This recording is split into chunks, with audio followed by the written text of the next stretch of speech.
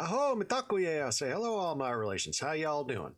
My name is the Lucky Coyote, and today we're going to be reading some more of the Canterbury Tales. So I hope y'all enjoy. This one is entitled The Miller's Tale.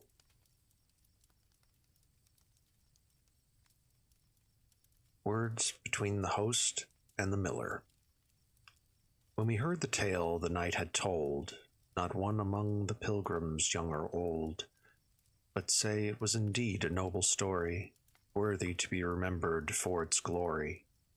And it especially pleased the gentle folk. Our host began to laugh and swore and joke. It's going well, we've opened the bale. Now let me see, who'll tell another tale? Upon my soul, the game had begun well. Come on, Sir Monk, if you've a tale to tell. Repay the knight a little for his tale. The miller, very drunk and rather pale, was straddled on his horse, half on, half off, and in no mood for manners or to doff his hood or hat or wait on any man. But in a voice like Pilate's he began to huff and swear, by blood and bones and belly, I've got a noble story I can tell 'ee. I'll pay the knight his wages, not the monk. Our host perceived at once that he was drunk, and said, now hold on, Robin, dear old brother, we'll get some better man to tell another. You wait a bit, let's have some common sense. God's soul I won't, said he, at all events. I mean to talk, or else I'll go my way. Our host replied, well, blast you then, you may. You fool, your wits have gone beyond recall. Now listen, said the miller, one and all, to what I have to say, but first I'm bound to say I'm drunk. I know it by my sound. And if the words get muddled in my tale, just put it down to too much Southwark ale. I will relate a legend and a life of an old carpenter and of his wife, and how a student came and set his cap. The reeve looked up and shouted, shut your trap! Give over with your drunken harlotry. It is a sin and foolishness, said he, to slander any man or bring a scandal on wives in general. Why can't you handle some other tale? There's other things beside. To this the drunken miller then replied, my dear old brother Oswald, such is life. A man's no cuckold if he has no wife. For all that, I'm sure I'm not saying you are one. There's many virtuous wives, all said and done. Ever 1,000 good for one that's bad, as well you know yourself, unless you're mad. Why are you angry? What is this to do? I have a wife, God knows, as well as you. Yet not for all the oxen in my plough would I engage to take it on me now. To think myself a cuckold just because, I'm pretty sure I'm not and never was. One shouldn't be too inquisitive in life, either about God's secrets or one's wife. You'll find God's plenty all you could desire. Of the remainder, better not inquire. What can I add? The miller had begun. He would not hold his peace for anyone, but told his churl tale his own way, I fear, and regret I must repeat it here. And so I beg of all who are refined, for God's love, not to think me ill-inclined, or evil in my purpose I rehearse their tales as told for better or for worse, for else I should be false to what occurred. So if this tale had better not be heard, just turn the page and choose another sort. You'll find them here in plenty, long and short. Many historical that will profess morality, good breeding, saintliness. Do not blame me if you should choose amiss. The miller was a churl, I've told you this. So was the reeve, and other some as well, and harlotry was all they had to tell. Consider then, and hold me free of blame, and why be serious about a game? The Miller's Tale. Some time ago there was a rich old codger, who lived in Oxford, and who took a lodger.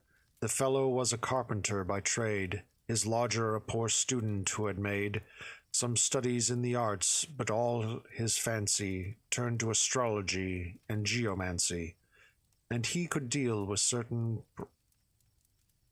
propositions and make a forecast under some conditions about the likelihood of drought or showers for those who asked at favorable hours, or put a question how their luck would fall in this or that. I can't describe them all. This lad was known as Nicholas the Gallant, and making love in secret was his talent. For he was very close and sly, and took advantage of the meek and girlish look. He rented a small chamber in the kip, all by himself without companionship. He decked it charmly with herbs and fruit, and he himself was sweeter than the root of licorice or any fragrant herb. His astronomic textbooks were superb. He had an astrolabe to match in his art, and calculating counters laid apart on handy shelves that stood above his bed. His press was curtained coarsely and in red. Above all there lay a gallant harp in sight, on which he played melodiously at night, with such a touch that all the chamber rang. It was the Virgin's Angelus he sang, and after that he sang King William's note, and people often blessed his merry throat. And what was how this charming scholar spent his time and money which his friends had sent. This carpenter had married a new wife not long before, and loved her more than life. She was a girl of 18 years of age. Jealous he was, and kept her in the cage. For he was old, and she was wild and young. He thought himself quite likely to be stung. He might have known, were Cato on his shelf, a man should marry someone like himself. A man should pick an equal for his mate. Youth and old age are often in debate. However, he had fallen in the snare, and had to bear his cross as others bear. She was a fair young wife, her body as slender as any weasel's, and soft and tender. She used to wear a girdle of striped silk. Her apron was as white as morning milk. Over her loins all gusset and pleated, white was her smock, embroidery repeated. Its pattern on the collar, front and back, inside and out, it was of silk and black. The tapes and ribbons of her milky mutch were made to match her collar, and to a touch she wore a broad silk fillet rather high, and certainly she had a lecherous eye. And she had plucked her eyebrows into bows, silently arched they were, and black as sloes. And a more truly blissful sight to see, she was than blossom on a cherry tree, and softer than the wool upon a wether, and by her girdle hung a purse of leather, tasselled with silk and silver droplets pearled. If you went seeking up and down the world, the wisest man you meet would have to wrench his fancy to imagine such a wench. And her complexion had a brighter tint than a new florin from the royal mint. As to her song, it was loud and quick as any swallow's chirping on a rick, and she would skip or play some game or other, like any kid or calf behind its mother. Her mouth was sweet as mead or honey, say, a hoard of apples lying in the hay. Skittish she was, and jolly as a colt, tall as a mast, and upright as a bolt. Out of a bow her collarette revealed a brooch as shining as boss upon a shield. High shoes she wore, and laced them to the top. She was a daisy, oh, a lollipop, for any nobleman to take to bed, or some good man of yeoman stock to wed. Now, gentlemen, this gallant Nicholas one day began to romp and make a pass at this young woman in mood of play, her husband being out down Onsey way. Students are sly and given way to whim. He made a grab and caught her by the quim, and said, "Unless I have my will of you, I'll die of secret love, O darling, do." Then he held her haunches hard and gave a cry, "Oh, love me all at once, or I shall die." She gave a spring, just like a skittish colt, boxed in a frame for shoeing, and with a jolt, managed in time to wrench her head awry, and said, "Give over, Nicholas, I sigh. No, I won't kiss you, stop it, let me go, or I shall scream, I'll let the neighbors know. Where are your manners? Take away your paws." Then Nicholas began to plead his cause, and spoke so fair in proffering what he could, that in the end she promised him she would, swearing she'd love him with a solemn promise, to be at his disposal by St. Thomas, when she could spy an opportunity. "My husband is so full of jealousy, unless you watch your step and hold your breath, I know for certain it will be my death." She said, "So keep it well under your hat." "Oh, never mind about a thing like that," said he. "A scholar doesn't have to stir his wits so much to trick a carpenter." And so they both agreed to it, and swore to watch their chance, as I have said before. When things were settled thus, as they thought fit, and Nicholas had stroked her loins a bit, and kissed her sweetly, he took down his harp, and played away a merry tune and sharp.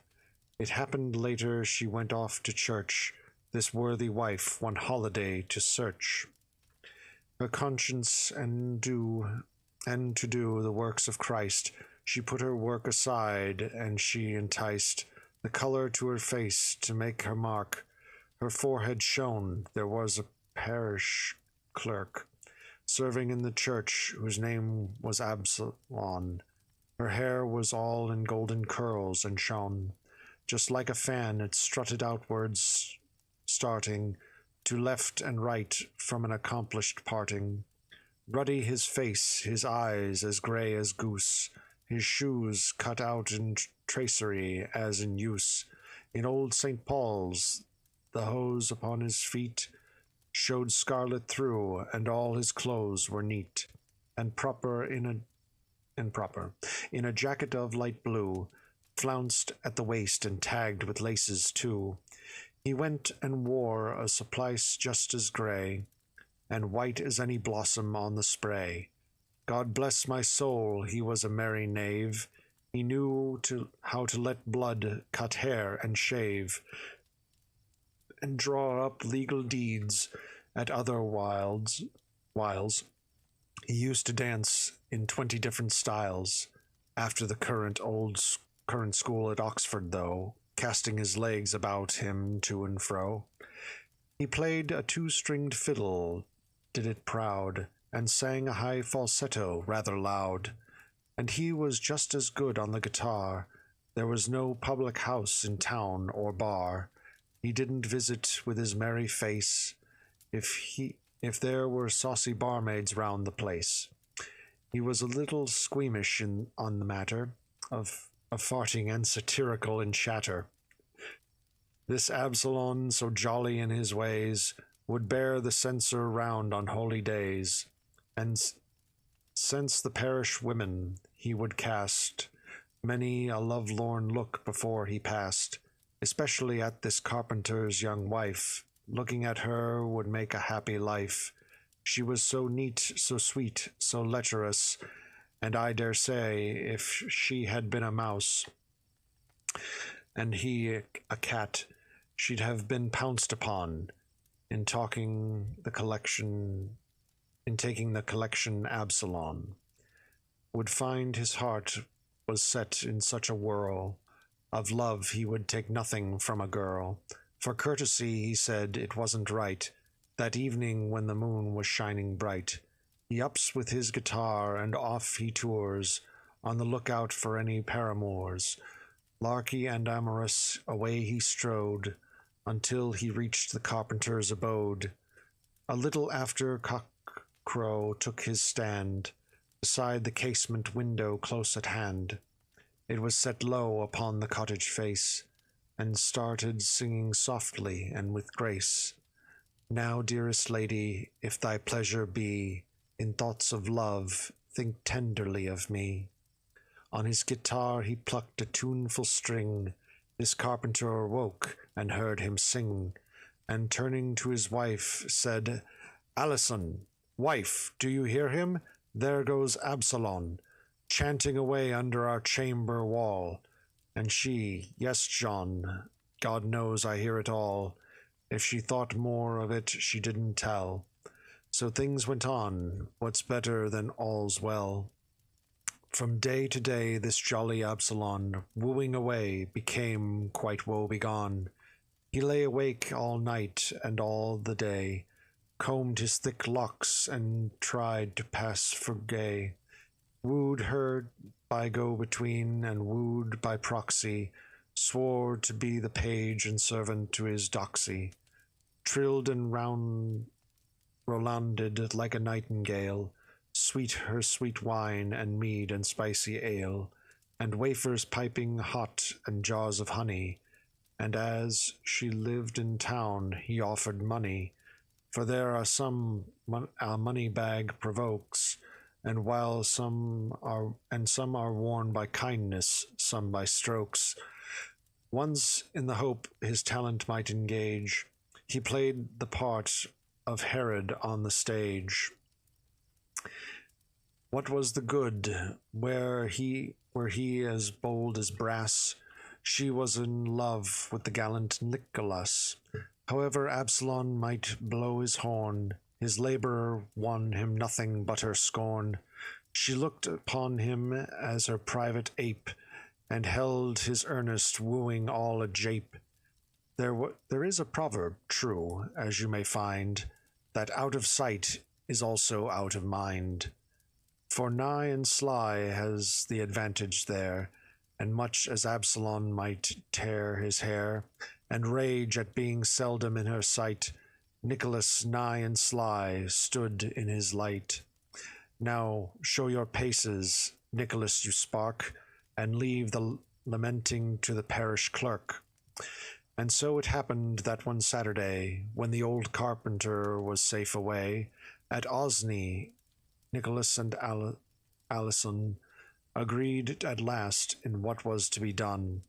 Nicholas was to exercise his wits on her suspicious husband's foolish fits, and, if so be the trick worked out all right, she then would sleep with Nicholas all night, for such was his desire and hers as well, and even quicker than it takes to tell, young Nicholas, who simply couldn't wait, went to his room on tiptoe with a plate of food and drink enough to last a day or two, and Alison was told to say, in case her husband asked for Nicholas, that she had no idea where he was, and that she hadn't set eyes on him all day, and thought he must be ill, she couldn't say, and more than once the maid had given call, and shouted, but no answer came at all.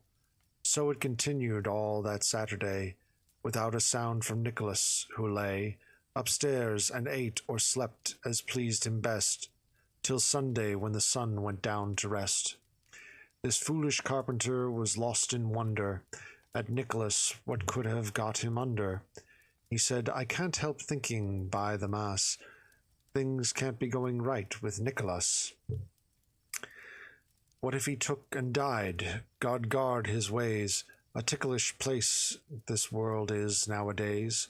I saw a corpse this morning borne to kirk, that only Monday I last saw at work. Run up, he told the serving lad, be quick, shout at his door, or knock it with a brick. Take a good look, and tell me how he fares. The serving boy went sturdily upstairs, stopped at the door, and, standing there, the lad shouted away, and, hammering like mad, cried, "Ho! What's up? Hi, Master Nicolay! How can you lie up there asleep all day?" But all for naught, he didn't hear a soul. He found a broken panel with a hole right at the bottom, useful to the cat for creeping in by, so he looked through that. And in the end he saw him through the crack. This Nicholas lay gaping on his back, as if he'd caught a glimpse of the new moon. Down went the boy, and told his master soon about the state in which he found the man. On hearing this, the carpenter began to cross himself and say, "Saint Fridswide, bless us. We know little what's coming to distress us. The man has fallen with this here astronomy into a fit or lunacy, maybe. I always thought that was how it would go. God has some secrets that we shouldn't know. How blessed are the simple, aye, indeed, that only know enough to say their creed. Happened just so with another student of astronomy, and he was so impudent as to stare upwards while he crossed a field, busy foreseeing what the stars revealed. And what should happen but he fell down flat into a marl pit. He didn't foresee that. But by the saints, we've reached a story pass. I can't help worrying for Nicholas. He shall be scolded for his studying, if I know how to scold, by Christ the King. Get me a staff to prise against the floor. Robin, you should put your shoulder to the door. We'll shake the study out of him, I guess." The pair of them began to heave and press against the door. Happened the lad was strong, and so it didn't take them very long to heave it off its hinges. Down it came, still as a stone lay Nicholas with the same expression, gaping upwards into the air.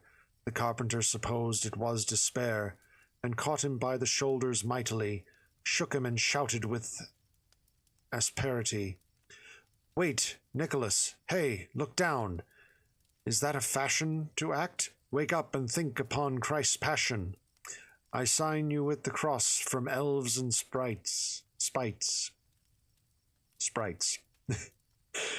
And he began the spell for use at nights, in all four corners of the room and out, across the threshold too, and round about. Jesu Christ and Benedict sainted, bless this house from creature tainted. Drive away night hags, white paternoster. Where did you go, St. Peter's Soster?" And in the end the dandy Nicholas began to sigh. And must it come to pass, he said, must all the world be cast away? The carpenter replied, "What's that you say? Put trust in God as we do, working men." Nicholas answered, "Fetch some liquor then, and afterwards, in strictest secrecy, I'll speak of something touching you and me. But not another soul must know, that's plain." This carpenter went down and came again, bringing some powerful ale, a largish quart.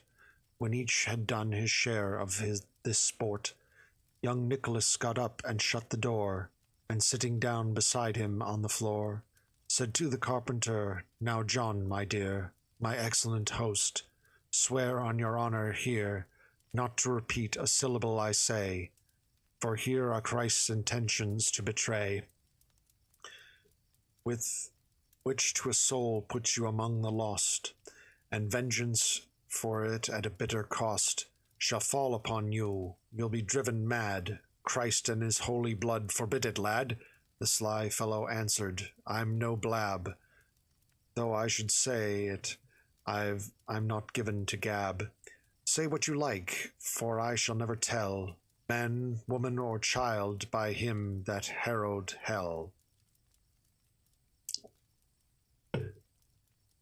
"Now, John," said Nicholas, "believe you me, I have found out by my astrology, and looking at the moon when it was bright, that Monday next, a quarter way through the night, rain is to fall in torrents with a scud, such a scud, such a scud. It will be twice as bad as Noah's flood. This world, he said, in just about an hour, shall all be drowned. It's such a hideous shower. And all mankind, with total loss of life. The carpenter exclaimed, Alas, my wife, my little Alison, is she to drown? And in his grief he very nearly fell down. Is there no remedy, he said, for this?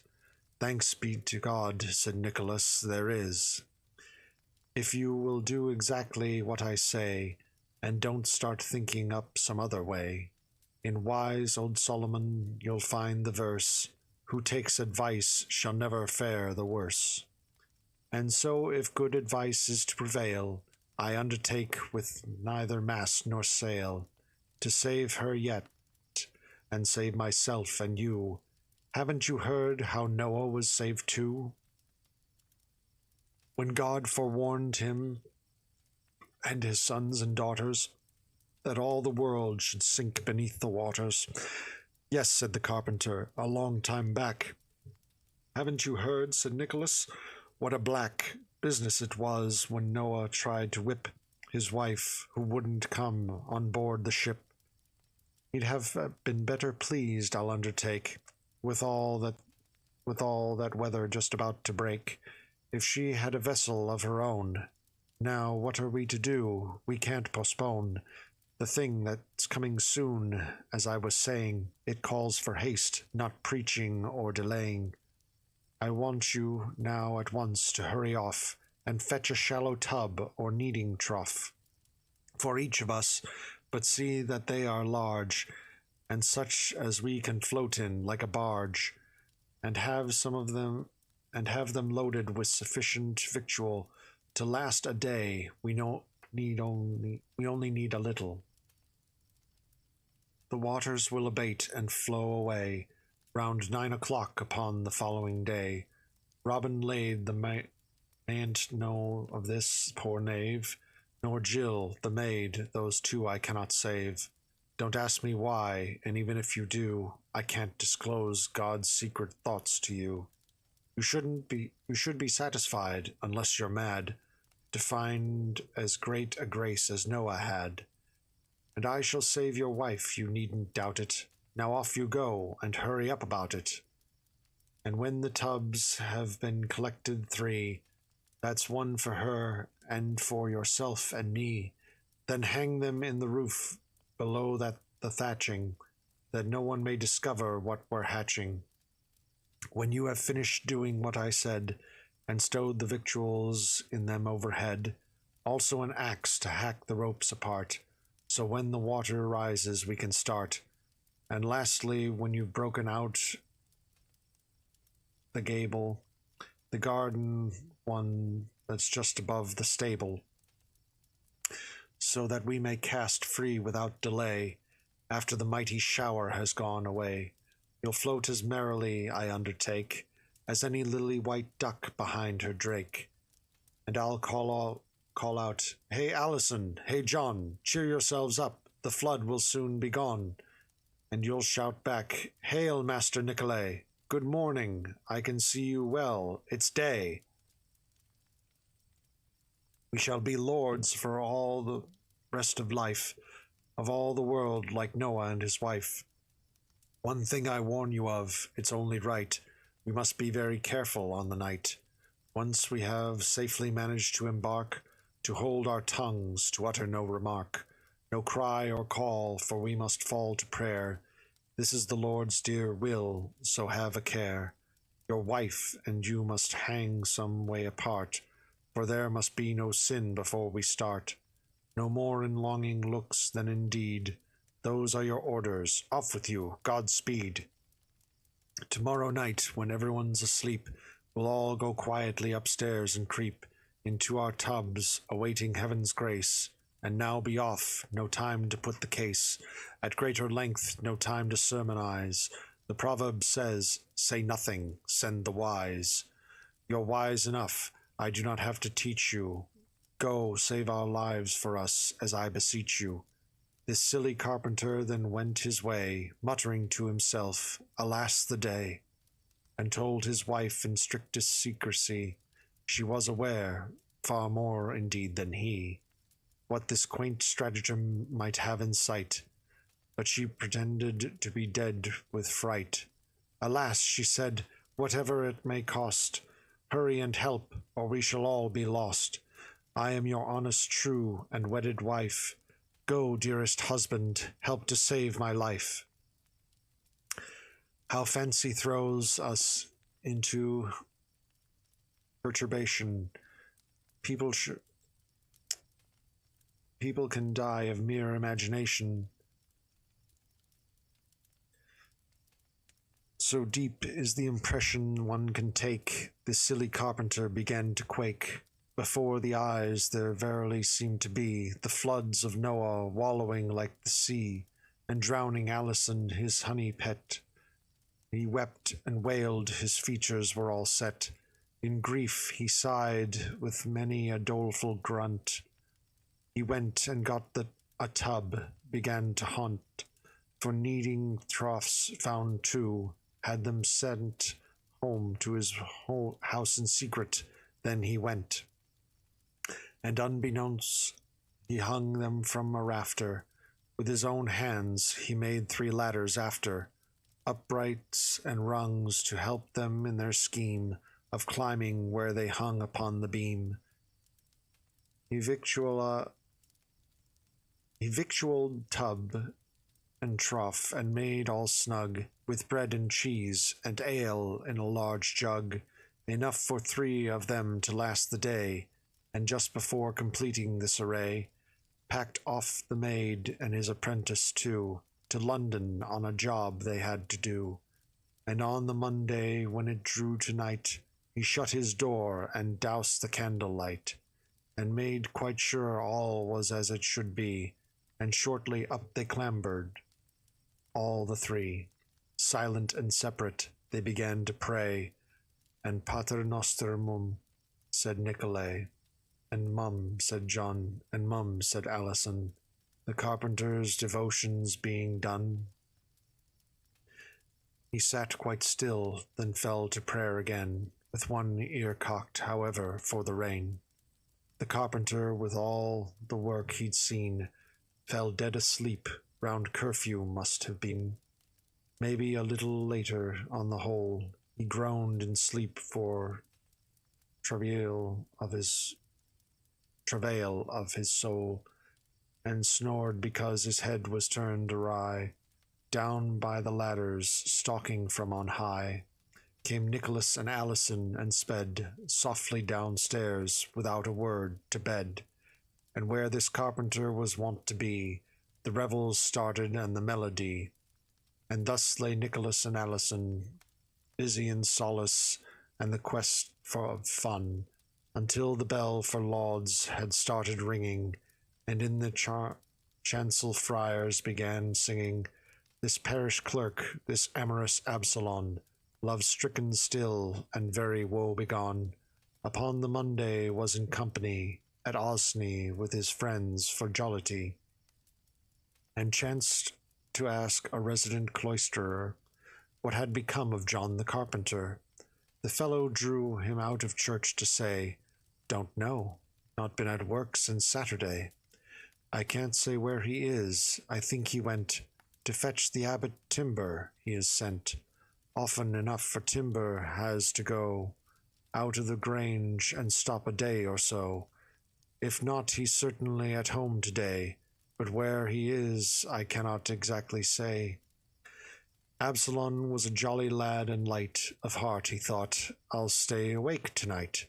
I'm certain that I haven't seen him stirring about his door since dawn. It's safe inferring that he's away. As I'm alive, I'll go and tap his window softly at the crow of cock still is low set on the wall.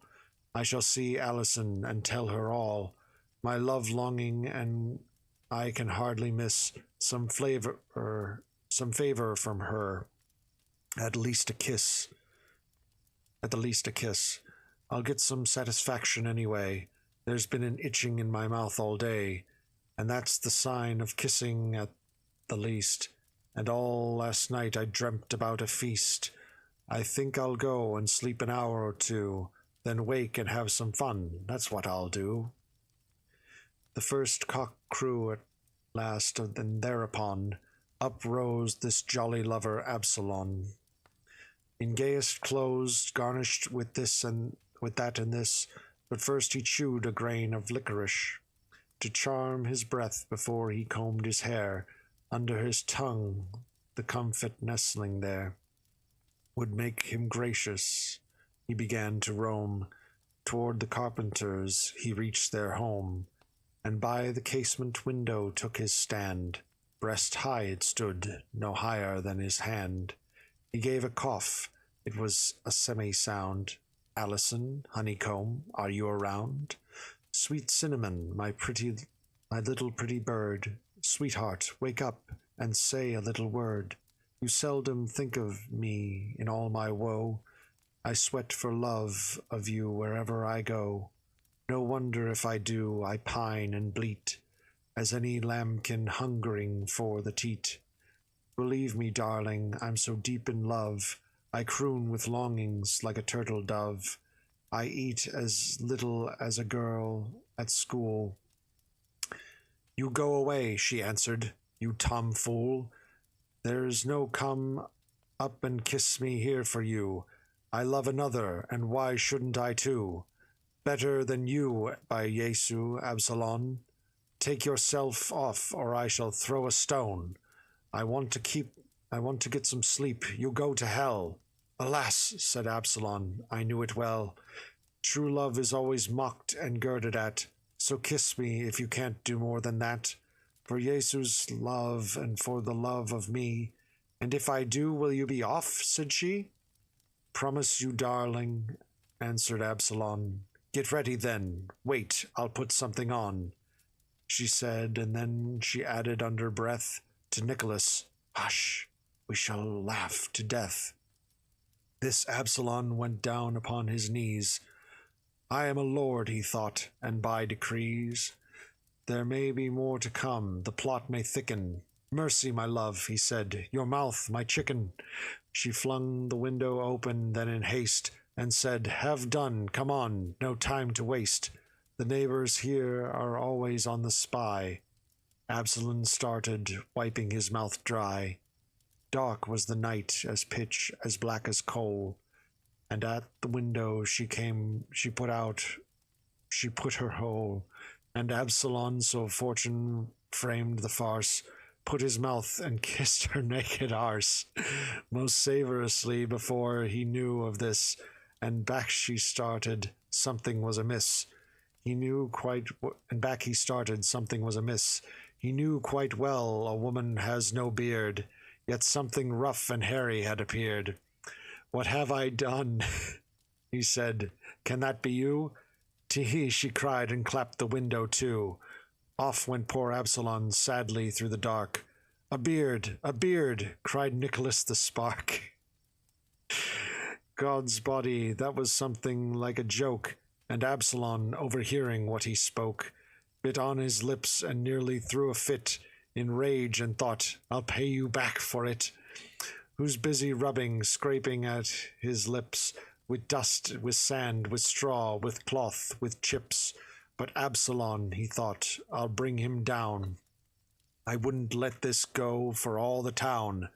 I'd take my soul and sell it to the devil. To be revenged upon him, I'll get level. O God, why did I let myself be fooled? The fiery heat of love by now had cooled.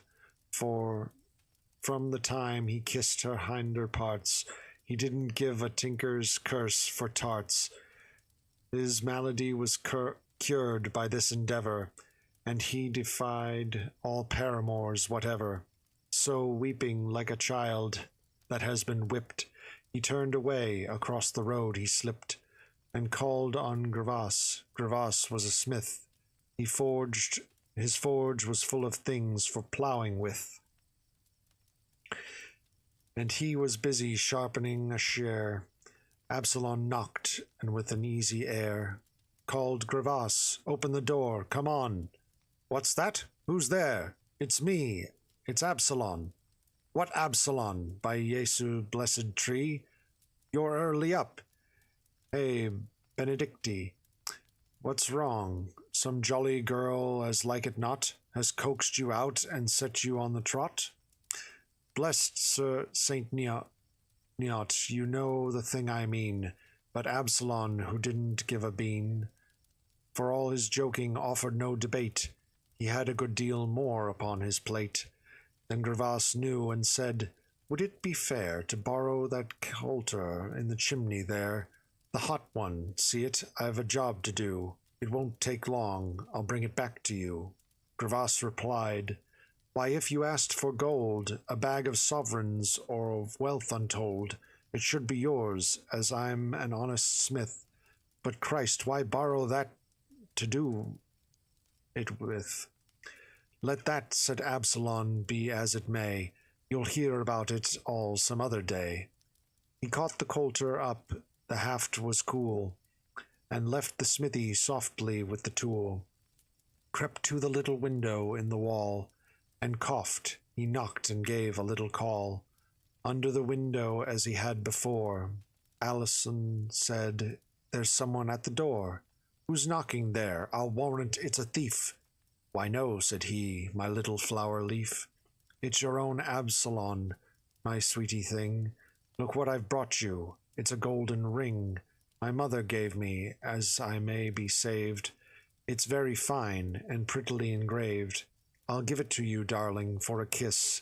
Now Nicholas had risen for a piss, and thought he could improve upon the jape, and made him kiss his arse ere he escape. And opening the window with a jerk, stuck out his arse, a handsome piece of work, buttocks and all, as far as to the haunch.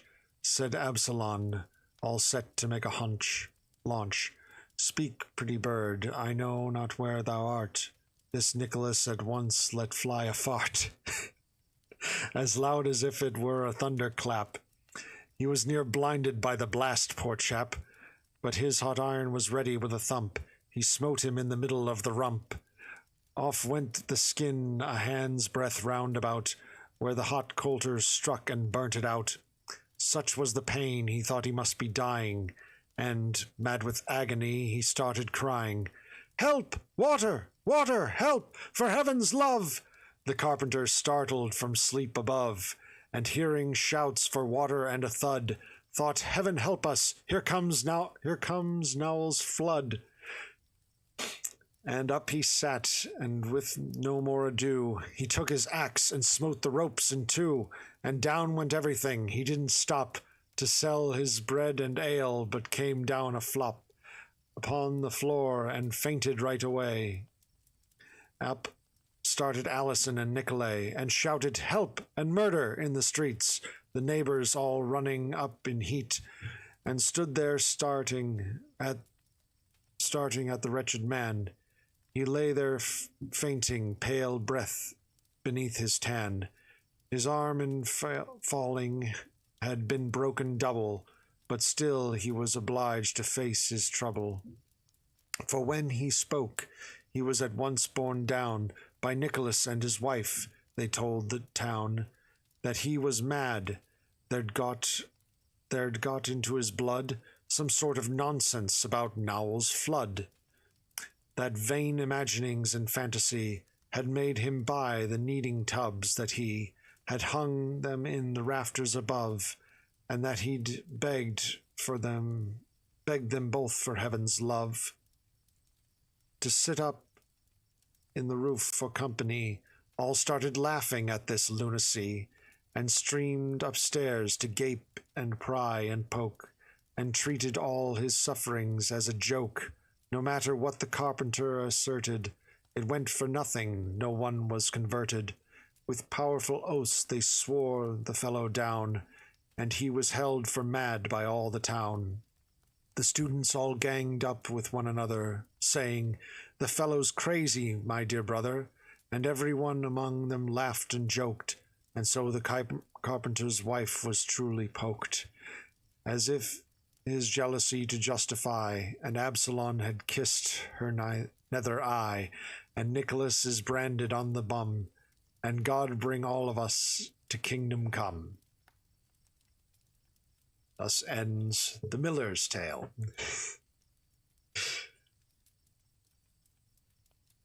This next one is the Reeve's Tale.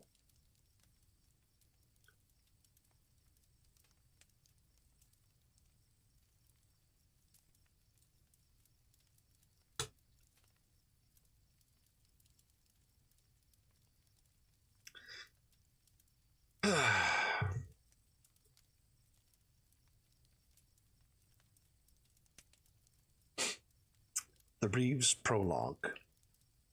When all had laughed at the preposterous lark of Absalom and Nicholas the Spark, of various folk made various comment after, but the majority dissolved into laughter.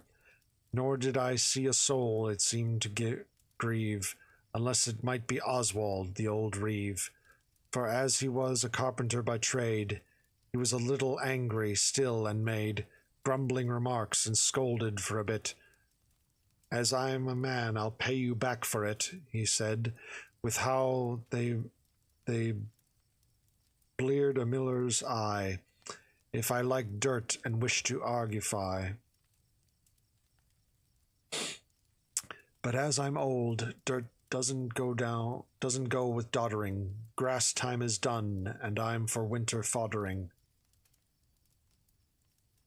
My hoary topknot writes me down for old. Same as my hair, my heart is full of mould. Unless I be like them, their medlar fruit, them that gets rottener as they ripen, till they be rotted down in straw and dung. That's how will we get to be, no longer young. Till we be rotten, we can never ripe. We hop along as long as world will pipe. Our will is always catching on the nail, wanting a hoary head and a green tail, like leeks have got the strength to play that game, is gone, though we love foolishness the same. What we can't do, no more we talk about, and rake the ashes when the fire is out. Yet we have 4 live coals, as I can show. Lies, boasting, greed, and rage will always glow. Those are the sparks among the ancient embers. Though we be nigh unwelded in our members, desire never fails, and that's the truth. For even now I have a coltish tooth. Many as be the years now dead and done, before my tap of life began to run. Certain, when I was born so long ago, death drew the tap of life and let it flow, and ever since the tap has done its task, and now there's little but an empty cask.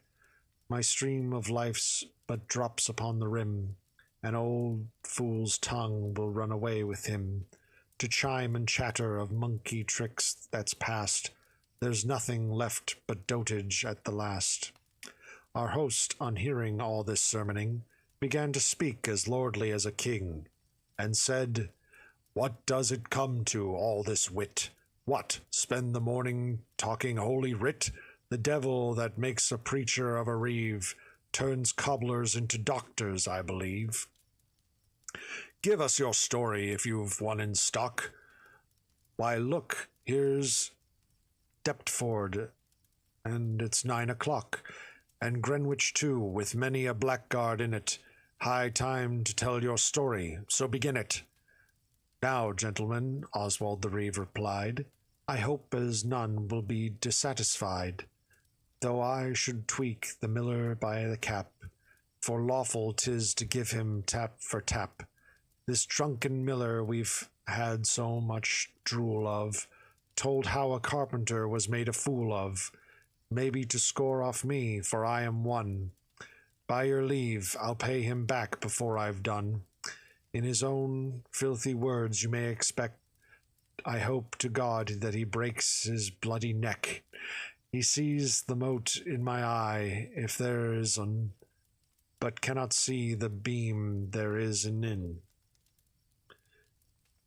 One moment, I have to adjust the temperature. It's getting a little cold in here. I'll be back.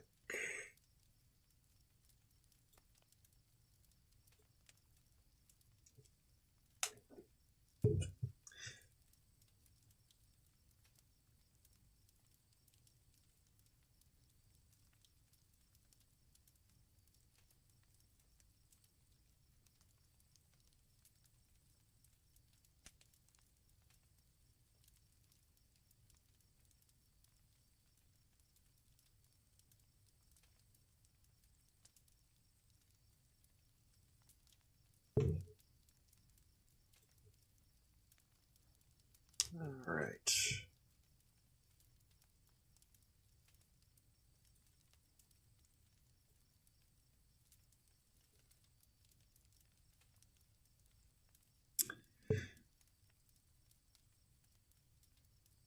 Now to the Reeves tale.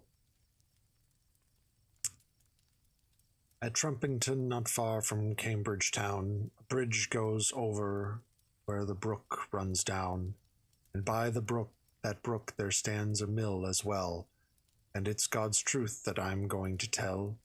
There was a miller lived there many a day, as proud as any peacock and as gay. He could play bagpipes too, fish, mend his gear, and turn a lathe, and wrestle, and poach deer.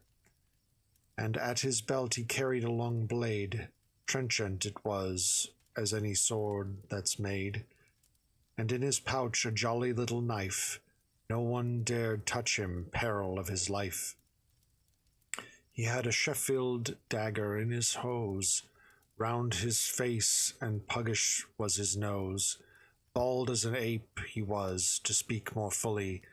He was a thorough-going market bully, whom none dared lay a hand on or come near, without him swearing that they'd buy it dear. He was a thief as well of corn and meal, and sly at that, his habit was to steal. Simpkin the Swagger he was called in scorn. He had a wife, and she was nobly born. Her father was the parson of the town. A dowry of brass dishes he put down. In order to have Simpkin his relation, the nuns had given her an education. Simpkin would take no woman, so he said, unless she were a virgin and well bred, to save the honor of his yeoman's stock, and she was proud, pert as a magpie cock. It was a proper sight to see the pair, on holidays, that with him strutting there, in front of her, his hood about his head, and she behind him, all decked out in red. Like Simpkin's hose, for scarlet red he had 'em. No one dared call her anything but madam. No one who passed was bold enough to try a bit of fun with her or wink an eye, unless indeed she wanted Sim the Swagger to murder him with cutlass, knife, or dagger, for jealous folk are dangerous, you know. At least they want their wives to think them so. And then her birth was smirched, to say the least. Being the daughter of a celibate priest, she must maintain her dignity, of which she had as much as water in a ditch. She was a sneering woman, and she thought that ladies should respect her, so they ought. What with her well-connected family and education in a nunnery. She had a daughter, too, between them both. She was a girl of 20 summers' growth, but that was all except a child they had, still in the cradle, but a proper lad.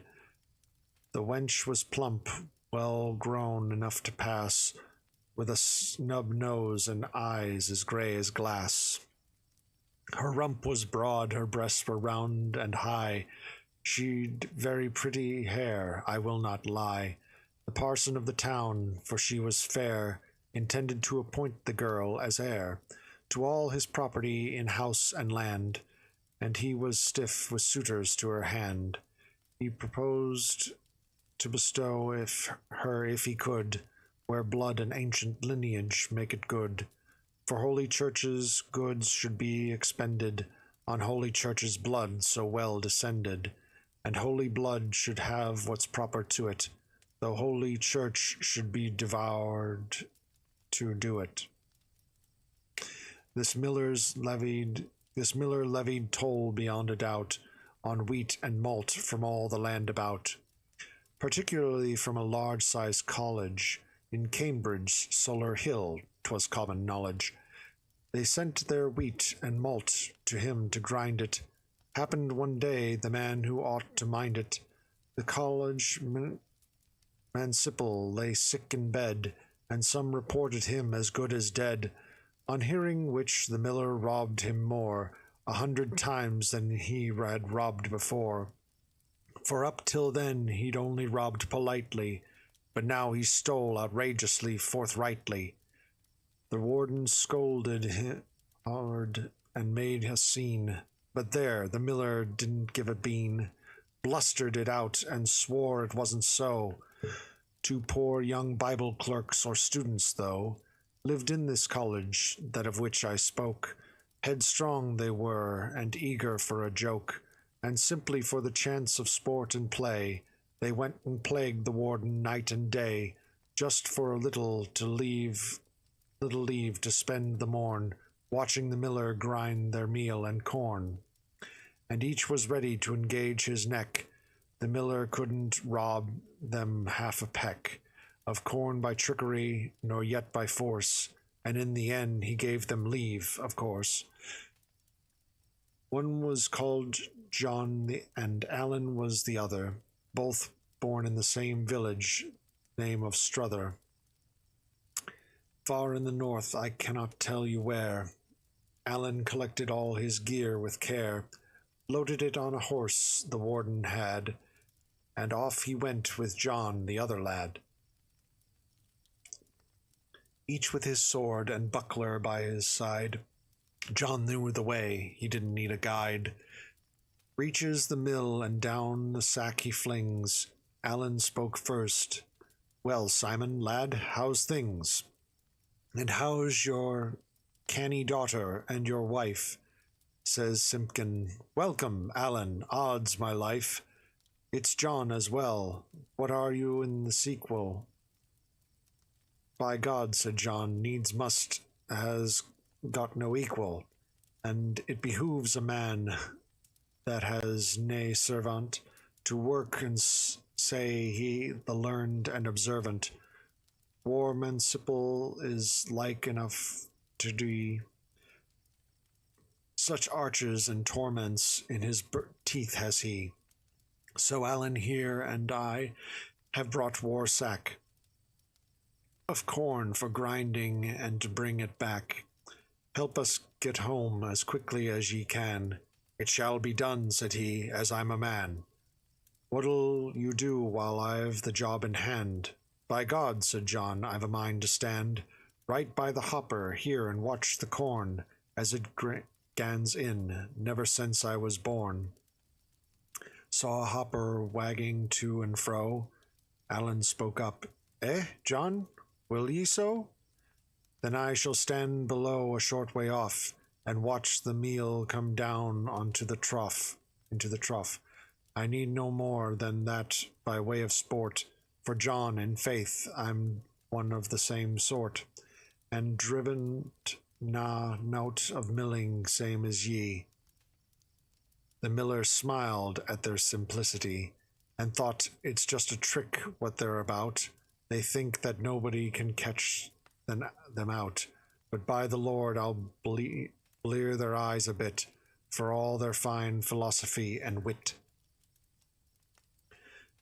The more they try to do me on the deal, when the time comes, the more I mean to steal. Instead of flour, I will give them bran. The greatest scholar is not the wisest man, as the wolf said in answer to the mare. Them and their precious learning much I care. And when he saw his chance, he sidled out into the yard behind and looked about, without their noticing until the last. he found their horse where they had made him fast, under an arbor just behind the mill. Up to the horse he goes with quiet skill, and strips the bridle off him there and then, and when the horse was loose, off to the fen. Through, though thick and thin, and whinnying whee-hee, he raced to join the wild mares running free. The miller then went back and did not say a word of this, but passed the time of day with John and Allen till their corn was ground, and when the meal was fairly sacked and bound, John wandered out and found their horse was gone. "Good Lord, help, help, come quickly," shouted John. "War horse is lost, Allen, the devil's in it. God's bones, man, use your legs, come out this minute. Lord save us all, the warden's palfrey's lost." Allen forgot his meal and corn and cost, abandoning frugility and care. "What's that?" he shouted. "Palfrey? Which way? Where?" The miller's wife ran clucking like a hen towards them, saying, "Gone off to the fen, to the wild mares as fast as he can go. Curse on the clumsy hand that tied him so. Should have known better how to knit the reins," John said. "Bad luck to it, Allen, for Christ's pains. Put down your sword, man, so will I. Let's gan. We'll rend him like a row together, man. God's precious heart, he cannot escape us all. Why didn't you put the palfrey in the stall? You must be daft, bad luck on to you, hooray." And off ran John and Allen in dismay, towards the fen as fast as they could go. And when the miller saw that this was so, a good half-bushel of their flour he took, and gave it over to his wife to cook. "I think," he said, "these lads have had a fright. I'll pluck their beards, yes, I'll read 'em right. I'll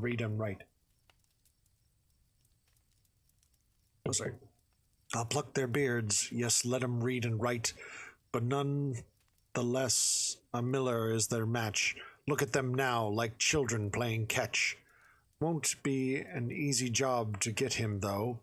These foolish Bible clerks ran to and fro, and shouted, "Whoa, lad, stand! Look out behind! Whistle him up! I've got him! Watch it! Mind!"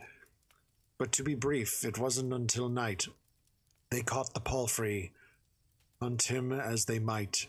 Over the fens he ran away so fast, but in a ditch they captured him at last. Weary and wet, like cattle in the rain, came foolish John and Allen back again.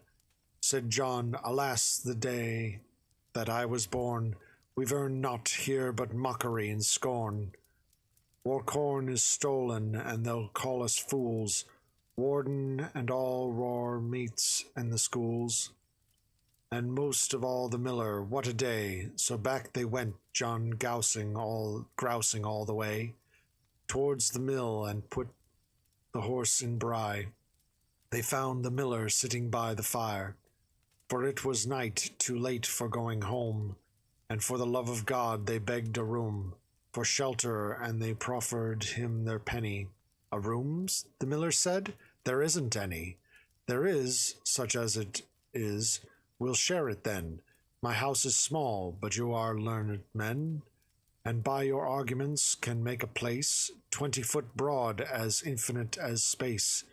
Take a look round and see if it will do, or make it bigger with your parley-vous." "Well, Simon, you must have your little joke, and by St. Cuthbert, that was fairly spoke. Well, people have a proverb to remind them to bring their own or take things as they find them." Said John, "Dear host, do get us out the cup. A little meat and drink would cheer us up.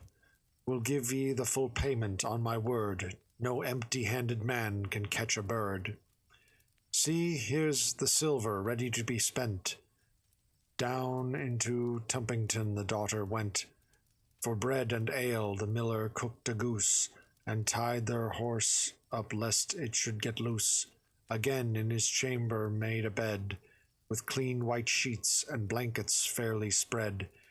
10 foot from his, upon sort of shelf, his daughter had a bed all by herself.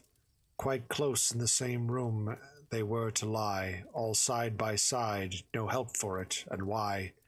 Because there was no other in the house. They supped and talked, and had a fine carouse, and drank a lot of ale, the very best. Midnight or thereabout they went to rest. Properly pasted was the miller's head. Pale drunk he was, he passed the stage of red, hiccuping through his nose he talked and trolled, as if he'd asthma or a heavy cold. To bed he goes, his wife and he together. She was as jolly as a jay in feather. Having well wet her whistle from the ladle, and by her bed she planted down the cradle, to rock the baby or to give it sup, when what was in the crock had been drunk up. To bed went daughter too, and thereupon to bed went Lan, and to bed went John. That was the lot, no sleeping draught was needed. The miller had taken so much booze unheeded. He snorted like a cart horse in his sleep, and vented other noises, loud and deep. His wife joined in the chorus, hot and strong. 2 furlongs off you might have heard their song. The wench was snoring too for company. Alan the clerk in all his melody gave John a poke and said, "Are ye awake? Did ye ever hear such sang for guidness sake? There's family prayers for ye among they no noddies. Wildfire'd come dawn and burn them up, the bodies." Who ever heard a canny thing like that? The devil take their souls for what they're at. All this lang neat I shall nae get nae rest. But never ye mind, all shall be for the best. I tell ye, John, as sure as I'm a man, I'm going to have that wench there if I can. The law grants easement when things gan amiss. For John, there is a law that gans like this. If in one point a person be aggrieved, then in another he shall be relieved.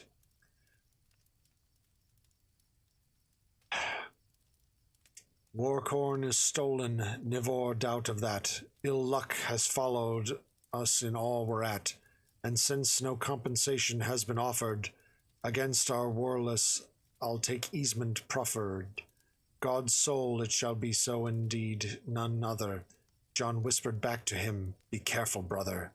The miller is a terrible man for slaughter. If he should wake and find ye with his daughter, he might do injury to you and me." "Injury? Him? I couldn't him not a flea." Alan rose up toward the wench she crept. The wench lay flat upon her back and slept, and ere she saw him he had drawn so nigh, it was too late for her to give a cry. To put it briefly, they were soon at one. Now Alan, play, for I will speak of John. John lay there still for quite a while, complaining and lamenting in this style. A bloody joke. Lord, what a chance to miss. I shall be made a monkey of for this. My merit has got some comfort for his harms. He has the miller's daughter in his arms. He took his chance, and now his needs are sped. But I'm a sack of rubbish here in bed, and when this jape is told in time to come, they'll say I was a softy and a bum. I'll get up too and take what chance I may, for God helps those that help theirselves, I say. He rises, steals towards the cradle, lifts it, and stepping softly back again, he shifts it, and lays it by the bed, upon the floor. The miller's wife soon after ceased to snore, began to wake, rose up, and left the room, and coming back she groped about in the gloom. Missing the cradle John had snatched away. Lord, Lord, she said, I nearly went astray, and got into the student's bed. How dreadful!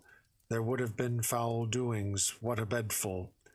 At last she gropes to where the cradle stands, and so by fumbling upwards with her hands, she found the bed, and thinking naught but good, since she was certain where the cradle stood, yet knew not where she was, for it was dark, she well and fairly crept in with the clerk, then lay quite still and tried to go to sleep.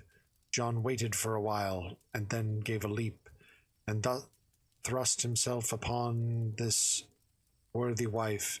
It was the merriest fit in all her life, for John went deep and thrust away like mad. It was a jolly life for either lad, till the morning cock began to sing. Alan grew tired as dawn began to spring. He had been hard at work the long, long night. Bye-bye, he said, sweet Molly, are ye all right? The day has come, I cannot linger here, but evermore in life and death, my dear, I am your own true clerk, or strike me dead. Goodbye, my sweet, she whispered, take good heed. But first I'll tell you something that I will. When you are riding homewards past the mill, by the main entrance door, a bit behind it, there's the half-bushel cake, you're sure to find it, and it was made out of the very meal you brought to grind, and I helped father steal. And dearest heart, God have you in his keeping. And with that word she almost burst out weeping. Alan got up and thought, dawn's coming on, better get back and creep in beside John. But there he found the cradle in his way. By God, he thought, I nearly went astray. My head is tottering with my work too neat. That'll be why I cannot gain a reet. This cradle tells me I have lost my tether. Yon must be Miller and his wife together. And back he went, groping his weary way, and reached the bed in which the miller lay. And thinking it was John upon the bed, he slid in by the miller's side instead, grabbing his neck, and with no more ado, said, shake yourself, wake up, you pig's head, you. For Christ's soul, listen, oh such noble games as I've had, I'll tell you by St. James. 3 times the neat from midnight to morn, the miller's daughter helped me grind my corn. While you've been lying in your cowardly way. You scoundrel, said the miller, what did you say? You beast, you treacherous blackguard, filthy rat, God's dignity, I'll murder you for that. How dare you be so bold as to fling mud upon my daughter come of noble blood? He grabbed Alan by his Adam's apple, and Alan grabbed him back in furious grapple, and clenched his fist and bashed him on the nose. Down Miller's breast a bloody river flows, onto the floor. His nose and mouth all broke. They wallowed like 2 porkers in a poke. And down and up again they go, until the miller's tripped and stubbed his toe, spun round and fell down backwards on his wife. She heard nothing of this foolish strife, for she had fallen asleep with John the clerk, weary from all their labours in the dark. The miller's fall started her out of sleep. Help, she screamed, Holy Cross of Brotherme, keep us, Lord, into thy hands, to thee I call. Simon, wake up, the devil's among us all. My heart is bursting, help, I'm nearly dead. One's on my belly and another's on my head. Help, Simpkin, help, these nasty clerks are fighting.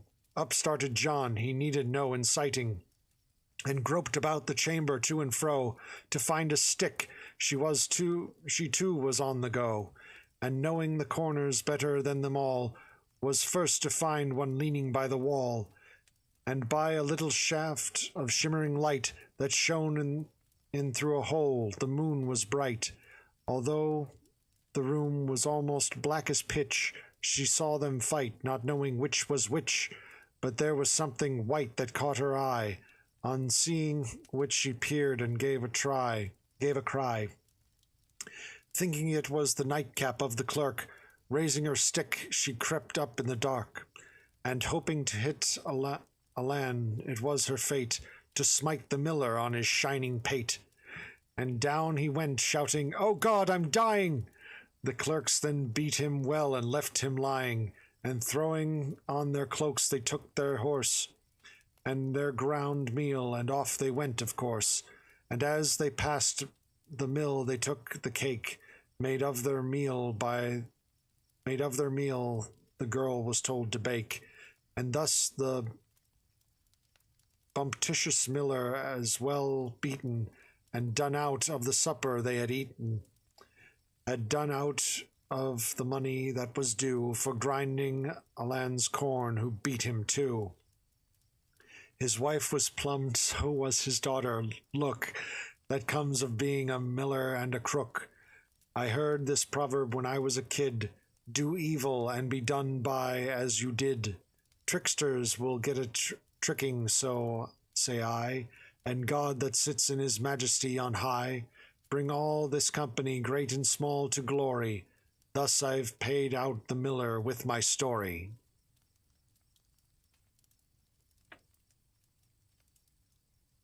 Thus ends the Reeves tale. This next one is called The Cook's Tale.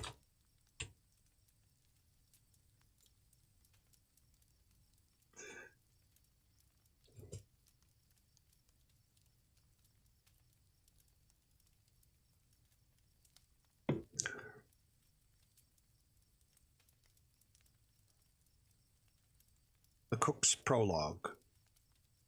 The cook, enjoyed to hear the miller pickled, laughed like a man whose back is being tickled.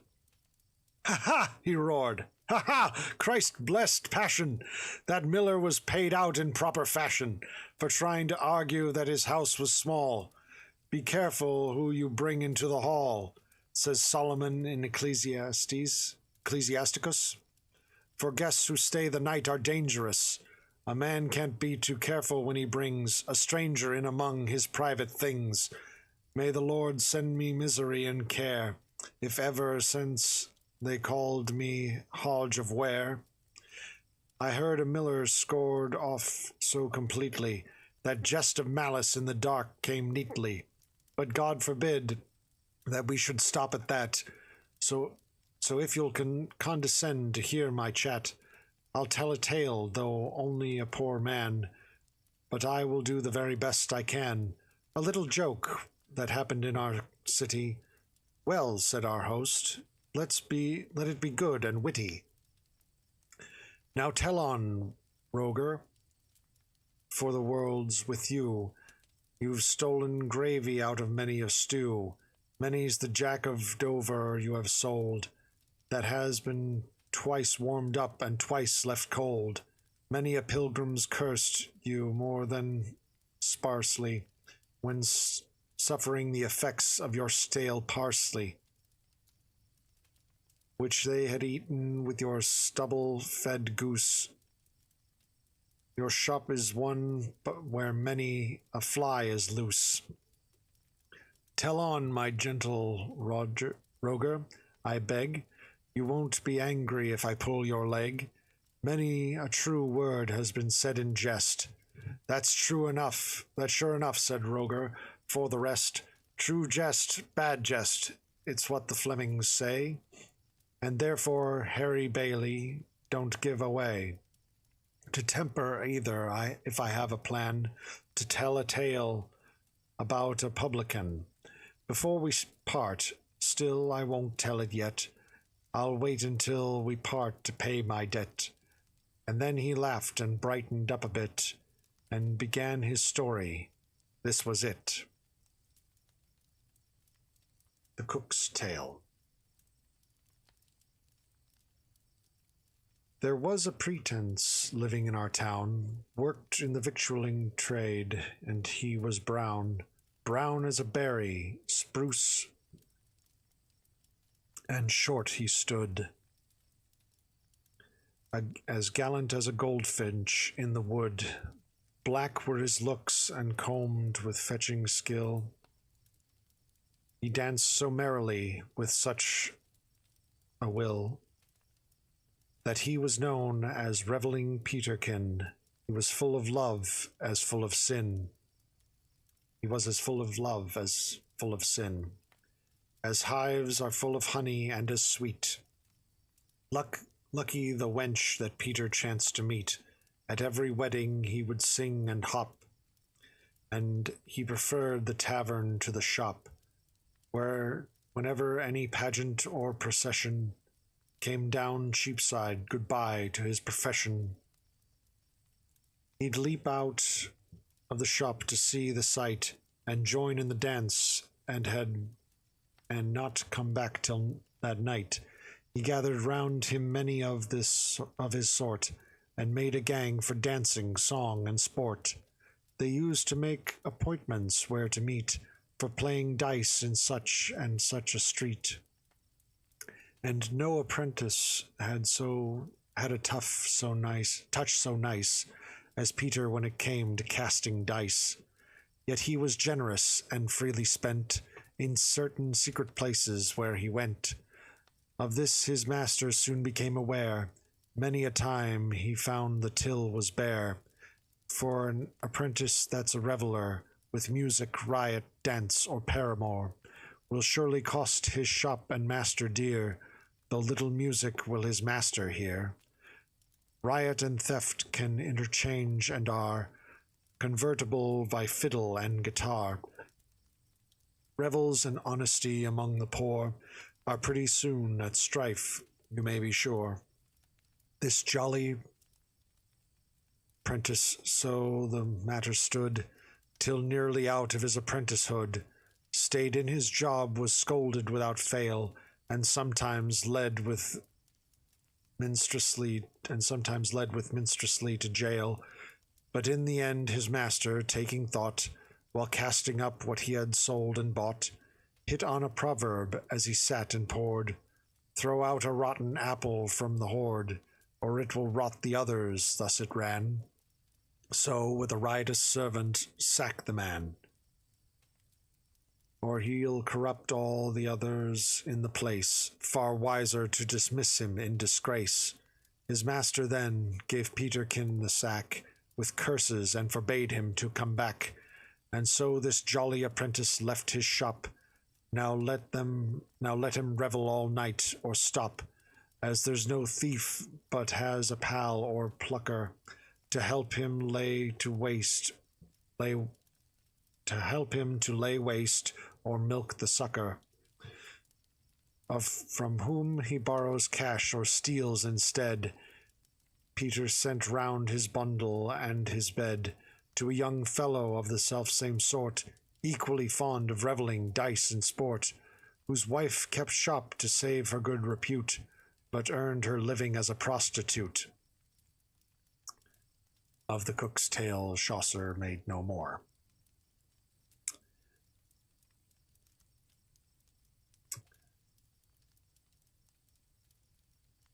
This next one is the Man of Law's Tale.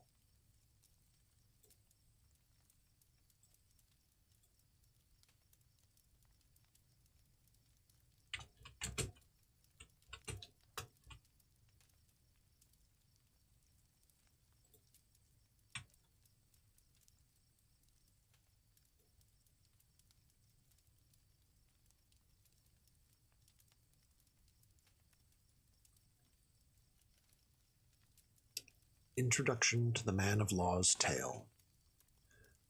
Our host perceived the sum upon its arc of artful day from dawn to dark, quarter way up plus half an hour or more, and though not deeply versed in heavenly lore, he knew quite well it was the 18th day of April that hit this messenger to May, and was aware the shadow of every tree was of the same extent and quantity as the erected body casting it. So by the shadow cast he had the wit to judge that Phoebus, shining clear and bright, had climbed some 45 degrees in height. So for that day, and in these latitudes, it must be 10 o'clock, our host concludes. And suddenly he plucked his horse about. My lords, he said, I would inform the rout. A quarter of the day's already gone. Now for the love of God and by St. John, let us no longer waste the time, I say. My lords, time wastes itself by night and day, steals from us secretly, sleep or waking. If we are negligent, for time is making stealthy escape, a stream that never again turns to the hills, but glides on to the plain. Seneca and philosophers of old bewailed time's loss more than the loss of gold. Lost money is not lost beyond recall, but loss of time brings on the loss of all. It can return to us again, once sped, no more than poor Molly's maidenhead. When she has lost it in her wantonness, let us not moulder here in idleness. You, sir, the man of law, since you contracted to tell a tale, that tale is now exacted. You all submitted, your consent was free, to put this case for judgment up to me. Acquit yourself, you promised so for one, and then at least your duty will be done. Host, he replied, I'm willing, make no doubt. I never had a thought of backing out. Promise is debt, and I am your debtor. I'd like to keep my word, I can't say better. Laws are for all, and he who seeks to lay them on others should by rights himself obey them. Our text demands it, but I make a vow, I can't recall a pithy tale just now. But Chaucer, clumsy as he is at times, in metre and the cunning use of rhymes, has told them in such English, I suppose, as he commands, for everybody knows, that if he has not told them, my dear brother, in one book he has told them in another. He has told more of lovers up and down than even Ovid honoured and with renown. In his epistles, which are very old, why tell them all again, since they've been told? In youth he wrote of Syrinx and Halcyon, and since has celebrated every one of these noble women and their lovers, and who will seek his lengthy book discovers. The work is called The Legend of Cupid's Saints, and there you may perceive how Chaucer paints Lucrece and her wide wounds, and Thisbe gored in Babylon, and Dido's faithful sword, because of false Aeneas, or may view the fate of Phyllis that was hapless too, turned to a tree for love of Demophon. There you may also listen to the moan of Denaria and Hermione, or Ariadne and Hypsipyle.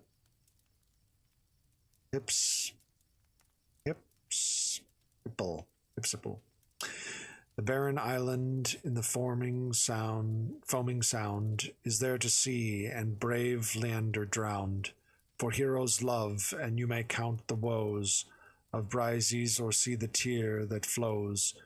Helen, from thee to thee, Laodamia, there too the cruelty of Queen Medea, her little children hanging by the neck, when the false Jason turned her love to wreck.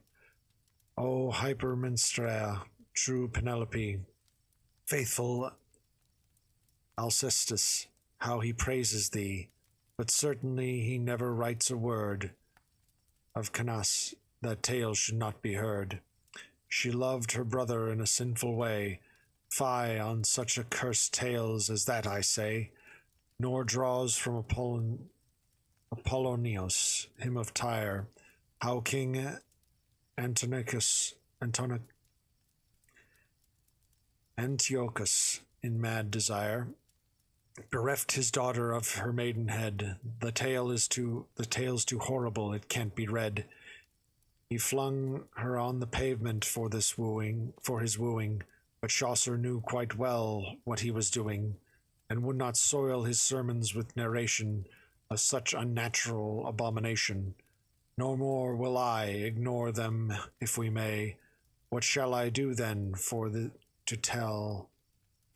tale today? I'd rather not be likened, if you please, to those old muses called parodies. The metamorphoses know what I mean. Nevertheless, I do not care a bean. Though I plod on behind him somewhat dim, I speak plain prose and leave the rhymes to him, and on the word in sober-faced relation, as you shall hear, he started his narration. The Man of Law's Prologue. O hateful grief to suffer indignance, by hunger, thirst, and cold to be confounded, to feel heart's shame for at asking a few pence, or asking none, to know yourself surrounded, by necessity your need is sounded in every ear, and you are left to creep about and borrow, beg or steal your keep. You lay the blame on Christ and bitterly reproach him for misleading wealth the hall. Your neighbor has set you at enmity. You say, I have so little, he has all. By God, you say, a judgment's sure to fall. Upon him he will feel the burning coals under his tail for scanting us poor souls. Then listen to the opinions of the wise. Better to die than live in indignance, such as your next-door neighbors I will despise. If you be poor, farewell to eminence. Yet from the wise take this for common sense, that to the poor all times are out of joint, therefore beware of reaching such a point. And if you are poor, your very brother hates you, and all your friends avoid you, sad to say. Oh, you rich merchantmen, how fortune feats you! Noble and prudent folk, you've won the day. You throw no double aces when you play, but fives and sixes. Yours is the main chance, and Christmas time for you is a time to dance. Your scours land and sea to fill your purses, and like sacrilegious men you bargain for the fall and rise of kingdoms. You are sources of information, news, and peace and war. But for a merchant I should have no store of tales to tell you now, yet one I know, told to me by a merchant long ago. The Man of Law's Tale, Part 1. In Syria once there dwelt a company of wealthy merchants serious, straight, and wise, that had a far-flung trade in spicery and cloth of gold and satins of rich dyes, all serviceable stuff that could surprise with novelty, and business was a pleasure, dealing with them and bartering for their treasure. It happened that some merchants of this sort made up their minds to venture out to Rome, whether for business dealings or for sport, nor were they satisfied to stay at home and send a messenger, but cross the foam in person thither, and where their expedition of profit lay, they found accommodation. And having made sojourn in that town, all their good pleasure for a month or more, it happened that the excellent renown of Constance, daughter of the emperor, reached them, with every detail answered for, and fresh particulars from day to day came to these Syrians, as I shall say. This was the common voice of every man. Our emperor, God save his majesty, has such a daughter since the world began. There never was another. for such as she, for beauty or for goodness she could be, the Queen of Europe with all eyes upon her. May God sustain her long in health and honour, peerless in beauty, yet untouched by pride, young but untainted by frivolity. In all her dealings, goodness is her guide, and humbleness has vanquished tyranny. She is the mirror of all courtesy, her heart the very chamber of holiness, her hand the minister to all distress. All this was true, as God himself is true. But to our purpose, when their ships were laden, these Syrian merchants stared off anew, for Syria having seen this blissful maiden, happy in this as in the goods they trade in, pursued their business as they did before, and lived contented, I can say no more. It happened that these merchants stood in grace with the young Syrian Sultan, their return from Rome or any other place. He met with a benevolent concern and entertained them eagerly to learn the news of other kingdoms, any word they had to tell of wonders seen and heard. And among other things they made report of Lady Constance, and with her special mention of nobility in such a sort as to enwrap the Sultan's pleased attention. Her features filled his fancy and invention, till all the passion of his heart was cast on loving her as long as life should last. In that large book that overhangs the earth, and people call the heavens, it well may be that it is written in the stars at birth, love was to be his death for certainty. The death of every man is there to see, patterned in stars clearer than in a glass, could one but read how all will come to pass. For in the stars, and many years before his birth, the death of proud Achilles stood, Hector and Pompey's Caesar's too the war of Thebes shorn Samson's death, the hardihood of Hercules and Socrates the good, and Turnus murdered. All was written plain. Men cannot read it. He is dull of brain. And thus it was with the Sultan, to be brief, summoned the Privy Council to his land, and said that of his proposes the chief was to obtain the Lady Constance's hand, and that at once, for they must understand that he must perish lacking her for wife. Let them thought in haste to save his life. Various counselors said various things. They argued and conjectured in profusion. They brought forth many subtle reasonings, and spoke of charms and magical illusion, but finally were drawn to the conclusion there was no knowing how to save his life except by taking Constance for his wife. They saw great difficulties in the case, reasoning thus to make their feelings plain. There were such discrepancies to face.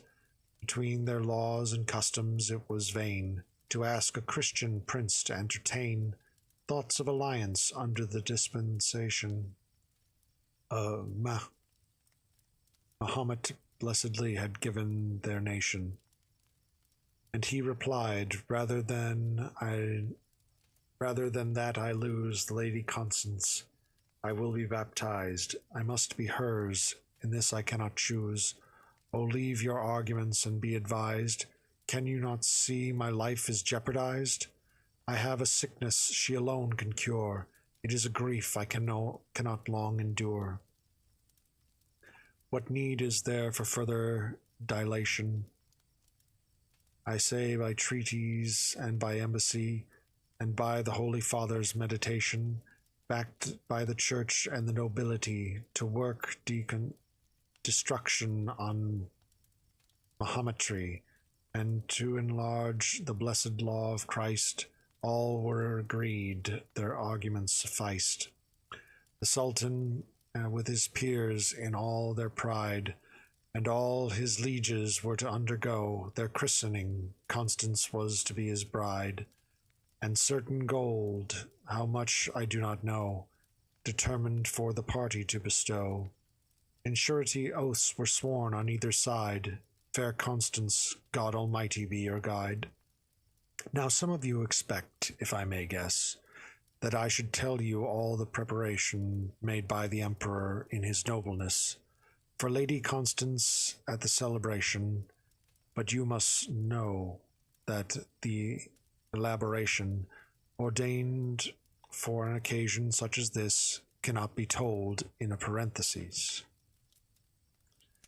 For bishops were appointed to attend, ladies and lords and knights of high renown, and many others, let me make an end. And all were notified throughout the town to pray with great devotion, calling down Christ's blessing on the match, and to implore a prosperous journey to the Syrian shore. At last the day of her departure came. I say there came that day of fateful woe. No longer might she tarry or exclaim, for each and all were ready decked to go. Pale Constance rose in sorrow, for the glow of color left her cheek as she prepared her, knowing too well that nothing would be spared her. Alas, what wonder is it if she wept at being sent into a stranger nation, and parted from the friends that long had kept her tenderly to suffer subjugation, to be to one she scarcely knew by reputation. All husbands are good husbands heretofore. Wives have established this, I say no more. She said in tears, O father, your poor girl, your Constance softly fostered in your love, and beloved, O mother, crown and pearl, of all my joy, save only Christ above, to your kind graces, she that was your dove, commends herself and journeys to the shore of Syria, and shall never see you more.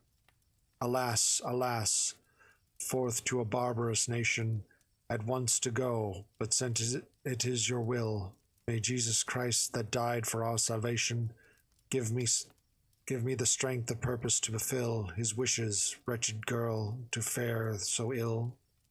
And yet what matter, woman is a thrall, disposed and ruled over by men in all. No, not in Troy, when Pyrrhus broke the wall, and burnt down Ilium, nor in Thebes destroyed, nor yet in Rome, when it was ripe to fall, to conquering Hannibal, and had thrice employed, the victory was grief so unalloyed. And in her chamber when she made to go, but go she must, whether she wept or no. First cause of motion, cruel firmament, driving the stars with thy diurnal sway, and hurling all from east to occident, that naturally would take another way.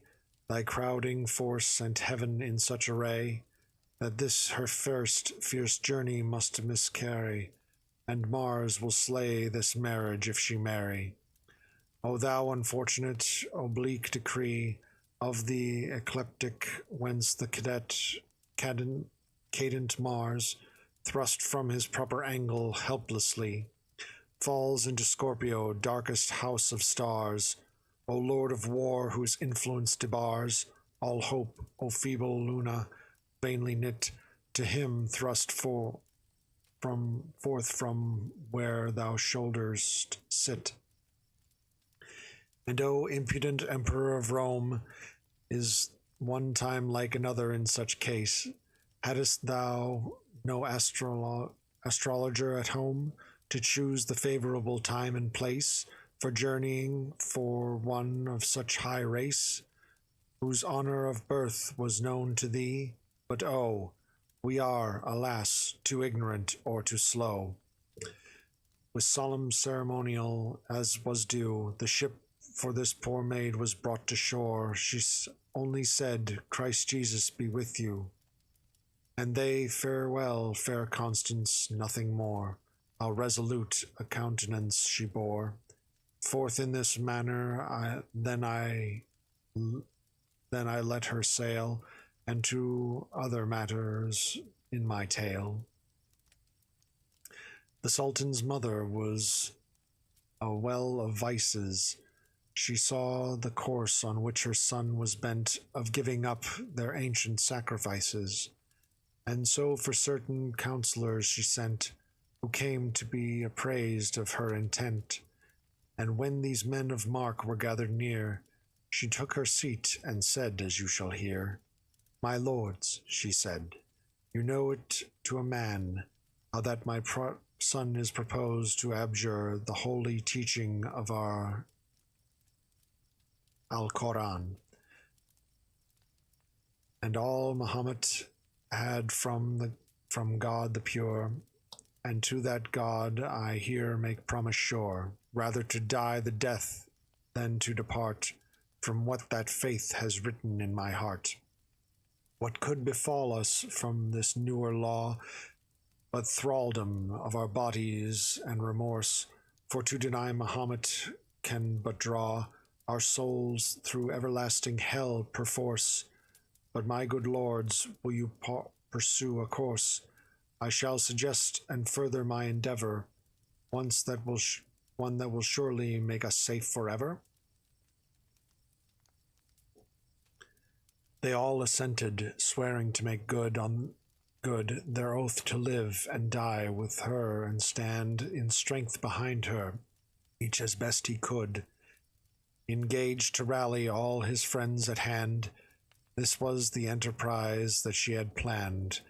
I shall describe it to you if I may, and thus addressing them went on to say, We first must make pretense to be baptized. Cold water cannot hurt us much, and I shall have a banquet organized to pay the Sultan out if he should touch, though christened white his wife and many such, shall find there's blood to wash away. She'll want more water than it takes to fill a font.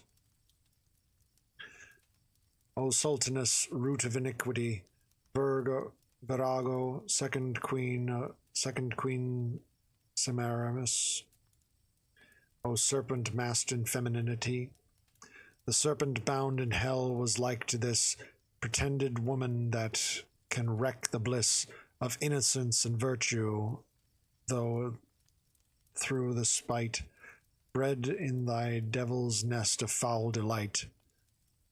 O Satan, ever envious since the day on which they chased you out of paradise, our heritage, how soon you found the way.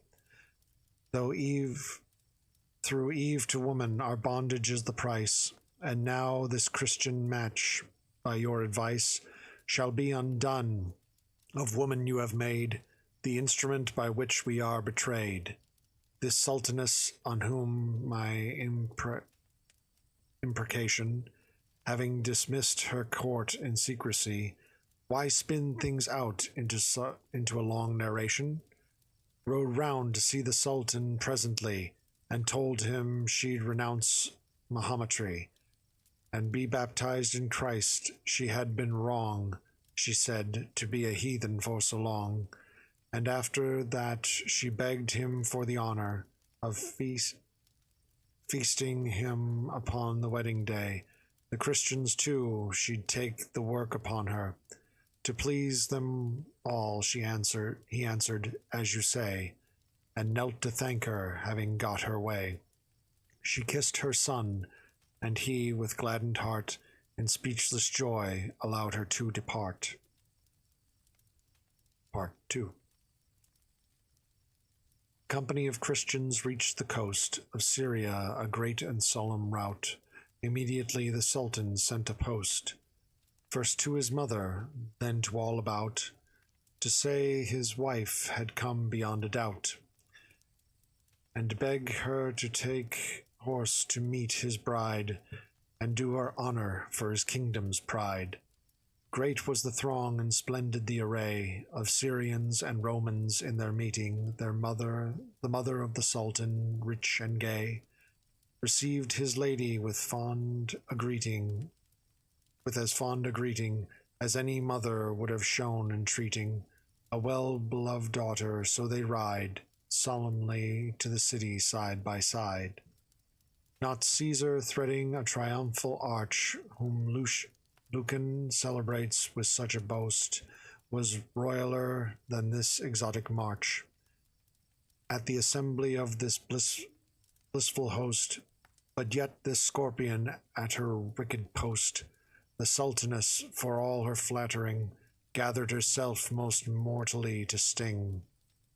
The Sultan came himself to a little after, so royal he was wonderful to see, and welcomed her with joy and happy laughter. And in this merriment I let them be, the fruit of it is what you'll get from me. After a time they thought it for the best to end their revelries and take their rest. The day appointed came, the Sultaness, old Haradan, fixed the feast of which I told. Thither the host of Christian people press, in gentle assembly, young and old. What a display there was of kingly gold! What daintiness in the dishes! As for those, they brought them all to dear before they rose. O sudden grief that ever art near neighbor to worldly bliss, sprinkled with bitterness, the ends of joy in all our earthly labor. Grief occupies the goal to which we press. For your own safety think it is no less. And in your day of gladness bear in mind the unknown evil forging on behind. Briefly to tell my story as is fitting, Sultan and Christians all were overthrown, hacked into pieces, stabbed where they were sitting, all but the Lady Constance spared alone. The ancient Sultaness, accursed crone, helped by her friends, did all as she had planned, being resolved herself to rule the land. For not a single one of those converted, not one of them that knew the Sultan's mind, but he was hewn in pieces ere altered, and Constance, as the Sultaness had designed, was hurried hot-foot off, and was confined in an old rudderless vessel, and told to learn her way to Italy, and so return. She had some store of treasure, let me add, for sake of truth, and full supplies of food were given her with such garments as she had. And forth she sailed the ocean salt and rude, O Constance, full of sweat and solitude, O Emperor's daughter of mighty realm, he that is Lord Fortune guide thy helm. She crossed herself, and with piteous falter of voice addressed the cross of Christ, and said, Holiest cross, O rich and shining altar, bright with the blood of pity, the Lamb of pity the Lamb bled, to wash the world's iniquity, O shed protection from the fiend upon me, keep my soul the day I drowned upon the deep. Victorious tree, protection of the true, thou that went only worthy up to uprear the King of Heaven in his wounds all knew, that whitest lamb hurt with the cruelest spear. O blessed cross that puts in the fiend in fear of man or woman that is signed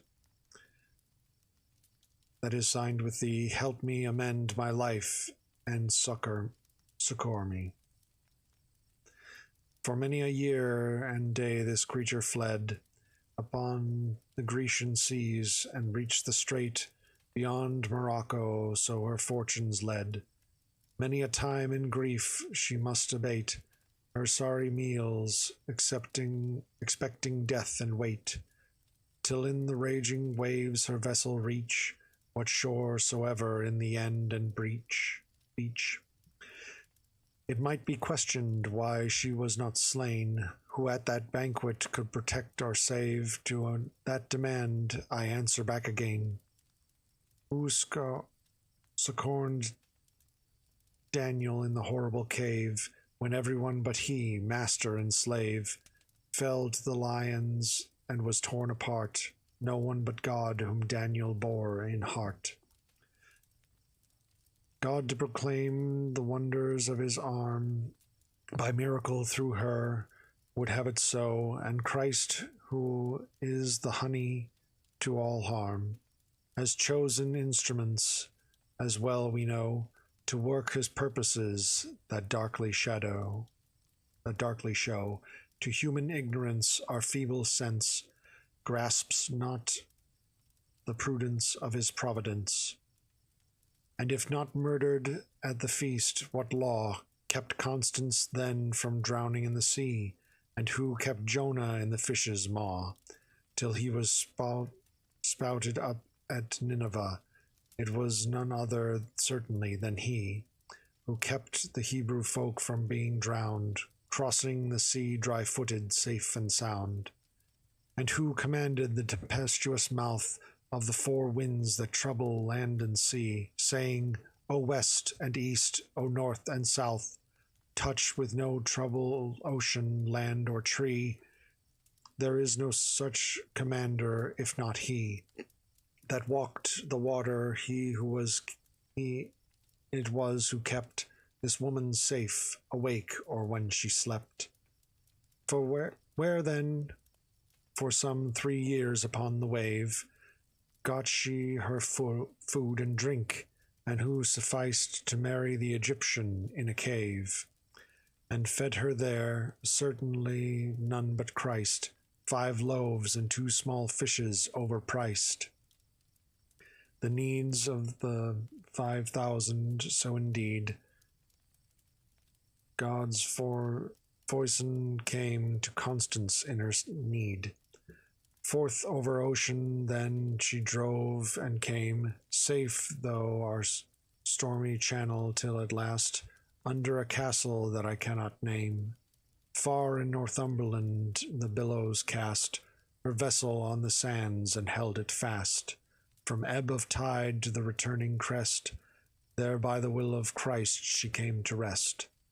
This castle had a constable in chief, who came to see the wreck, and as he ought, he searched it through and found in all her grief this woman and the treasure she had brought.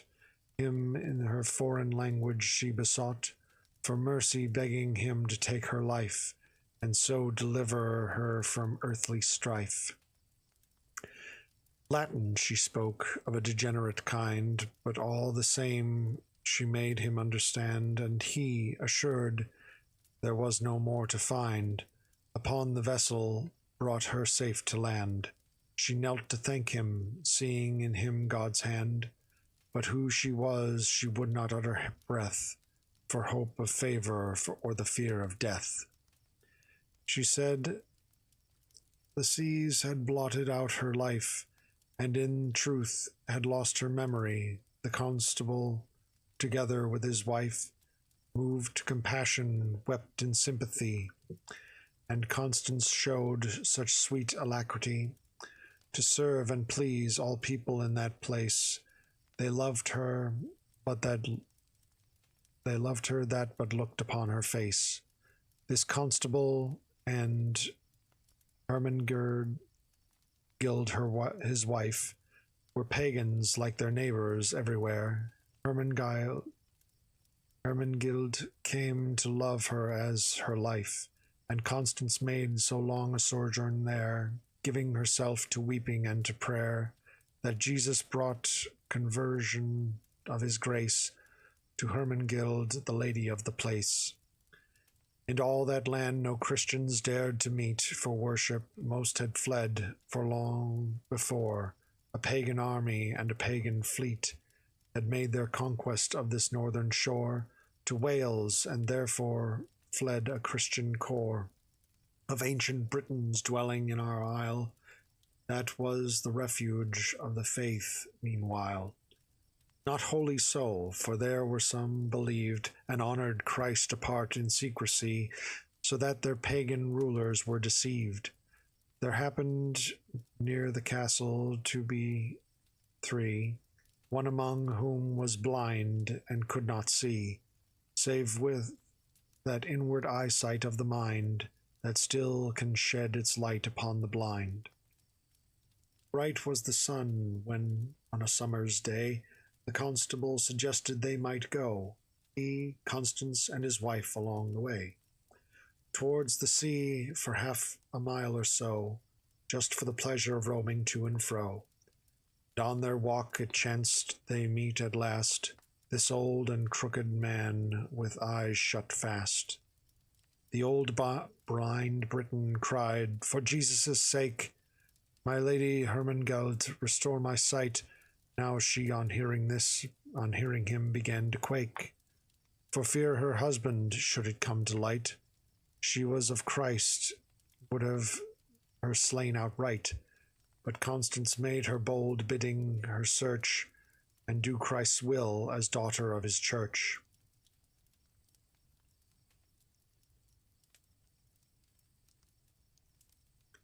The constable, abashed at what he saw, said, "What's all this about?" and stopped to stare, and Constance answered, "Sir, the power and law of Christ can save us from the devil's snare." And then she began so fully to declare our faith, that what she said to have him sufficed, ere evening fell to turn his heart to Christ. This constable was not the overlord, where Constance had been found upon the strand, but long had he held the region with his sword. For Allah, king of all Northumberland, he was a wise king with a powerful hand. Against the Scots, as everybody knows, let me turn back to how my story goes.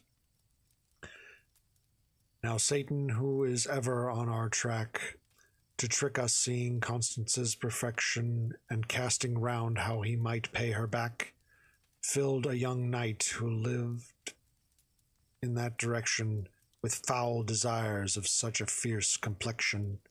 The fellow thought he'd die, so sharp the spur of lust, unless he had his will of her. He wooed her fiercely, it availed him not, for she would yield to sin for no persuasion. So out of spite he compassed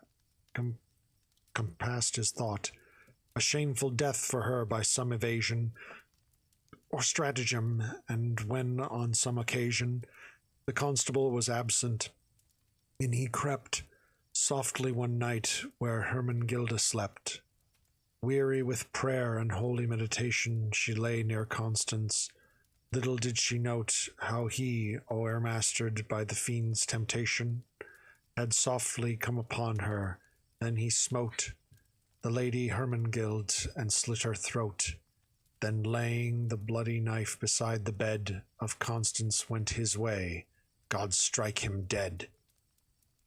Next day the constable returned again, with Allah too, king of the country round, to find his wife was piteously slain. Wringing his hands, he wept and fell to the ground, and there by Constance in the bed he found the bloody knife. Alas, what could she say, out of her wits with terror and dismay?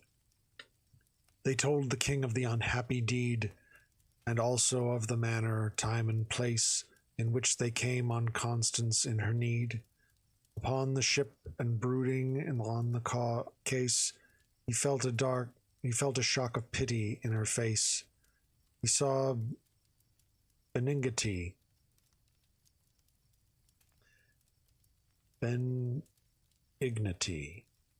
could such a glance in one so lovely fall to such mischance? And so, as when a lamb is brought to slaughter, she stood, this innocent, before the king, and false knight, the villain that had sought her destruction, swore that she had done the thing. The rest stood weeping by and clamoring that it was unimaginable she had done so monstrous an iniquity. For they had ever known her virtuous and loving to her mistress Hermengild, and the whole household gave its witness thus, except the knight by whom she had been killed. Much moved by this, the gentle king was filled with a desire for stronger proof to hit by deeper questioning the truth of it. Alas, my Constance champion, hast thou none, nor canst defend thyself. What wilt thou say? But he that died for our redemption, Son of God, who bound the fiend, and where he lay, there lies he still shall champion thee this day. Without an open miracle from on high, to save her she assuredly must die. She fell upon her knees, and thus she prayed, Immortal God, thou who didst save Susanna, falsely accused, and thou, merciful maid, and Mother Mary, daughter of Saint Anna, before whose child the angels sing Hosanna, if I be innocent of this felony, let me not die, support and succor me. Have you not sometime seen the paler face among a crowd of one that has been led towards his death, having obtained no grace, with such a colour in his face so dead, as to be singled out, beset by dread, among all other faces that rout? And so Constance stood and gazed about. O queens, abiding in prosperity, you duchesses and ladies, hearts of stone, would have compassion on her misery. An emperor's daughter, there she stands alone, without a soul to whom she can make moan. O royal blood, standing in greatest need, and deadly fear, far are thy friends indeed. King Allah felt compassion for her fears. Fine hearts feel pity quickly at a look, and was unable to restrain his tears. At last he said, Let someone fetch a book, and if this knight will swear an oath she took the knife and killed this woman, we shall confer, and name a man for executioner. They brought a British book in which were written the Gospels, and the knight stood forth alone, and swore her guilt, and lo, the knight was smitten.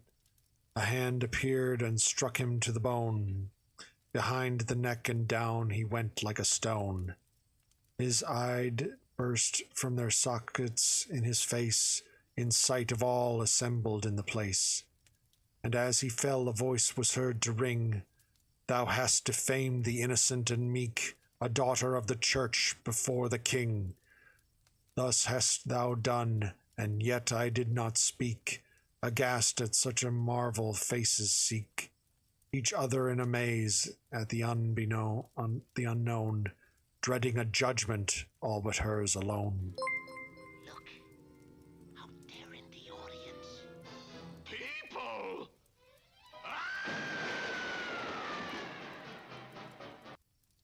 Natty Queen, thank you for the follow. Thank you for following. Great was their fear, and great their penitence, for having made a wrongful accusation, and felt suspicion of her innocence, and in the end the heavenly visitation, with all that Constance spoke in meditation. Converted Allah may in that place, or also turned to Christ, O blessed grace. The treacherous knight was slain for his untruth. By Allah's doom there was no tarrying, though Constance felt deep pity for his youth. Then Jesus in his mercy caused the king to wed his holy maiden, Belfry's ring. In solemn joy and Constance the serene, by ordinance of Christ, is made a queen. I'm doing well, thank you. I am seeing the chat. Who grieved at this, who was it took no part in this rejoicing, who but Dungild, the mother of the king, her tyrant heart, for it would burst in two, for she was filled with raging spite at what her son had willed. She thought it a gross dishonor to his state to take this foreign creature for his mate. I do not choose to stuff with chaff and straw my lengthy tale, I rather seek the corn. Why then relate the majesty and awe of course on course upon the marriage morn, who blew upon a trumpet or a horn. But let me pluck the first out of my story. They ate, danced, drank, they sang, and were in glory. They went to bed as reason was and right, for wives, albeit very holy things, are bound to suffer patiently at night. Such necessary pleasures as the king's, or others who have wedded them with rings. Her holiness well she must do without it, just for a little, and that's about it. He got a boy upon her then and there, and to the constable and a bishop too, entrusted Constance, being forced to fare. Once more to Scotland there was work to do, against his enemies, Constance mild and true.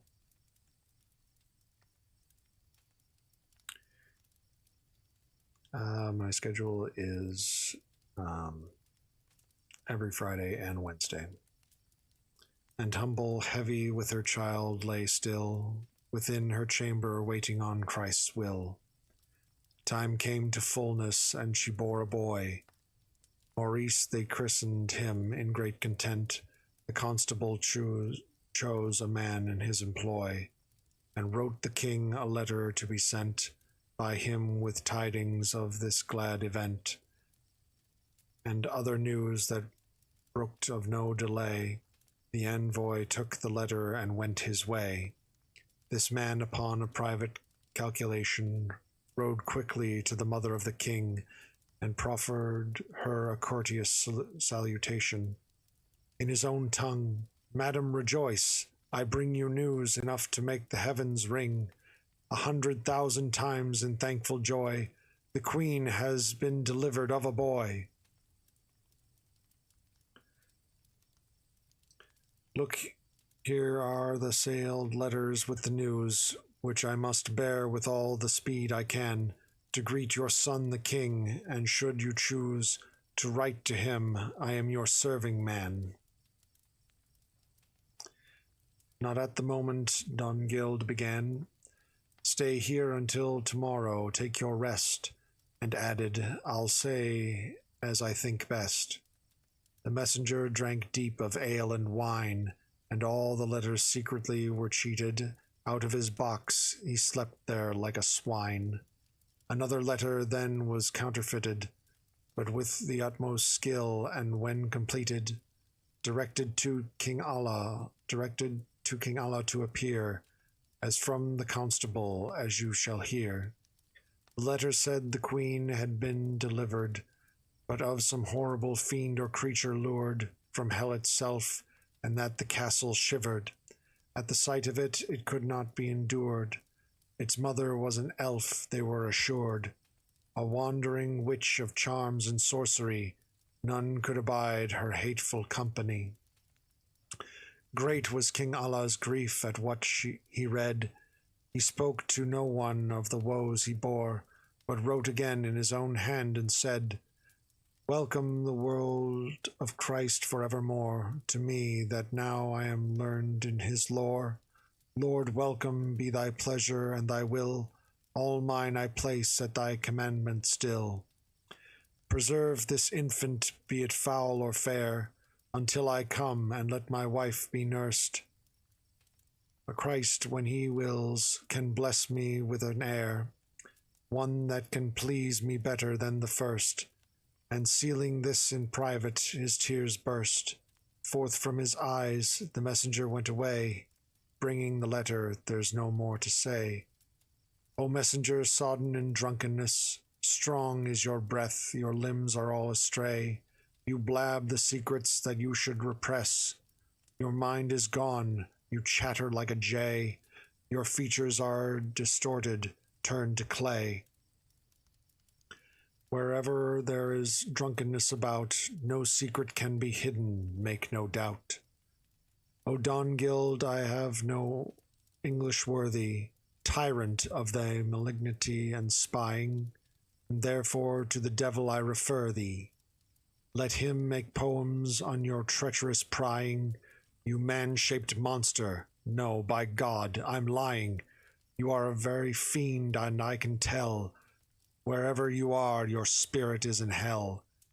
The envoy left the king, and once again reached the Queen Mother's court to pass the night, and Dongild was quick to entertain the man as hospitably as she might. He underpinned his girdle pretty tight, boozing away and snored with gummy eyes all night until the sun began to rise. Again they stole her letters, and in the pit of what they forged instead of them was now King Allah bids the constable forthwith, on pain of hanging and the royal vow, for no consideration to allow, Constance within his kingdom let her bide, no longer than 3 days and half a tide. Into the very ship in which he found her, let her be put, and so thrust out to sea, her and her son with all the gear around her, and charge never to return to me. O Constance, tremble at the harsh decree.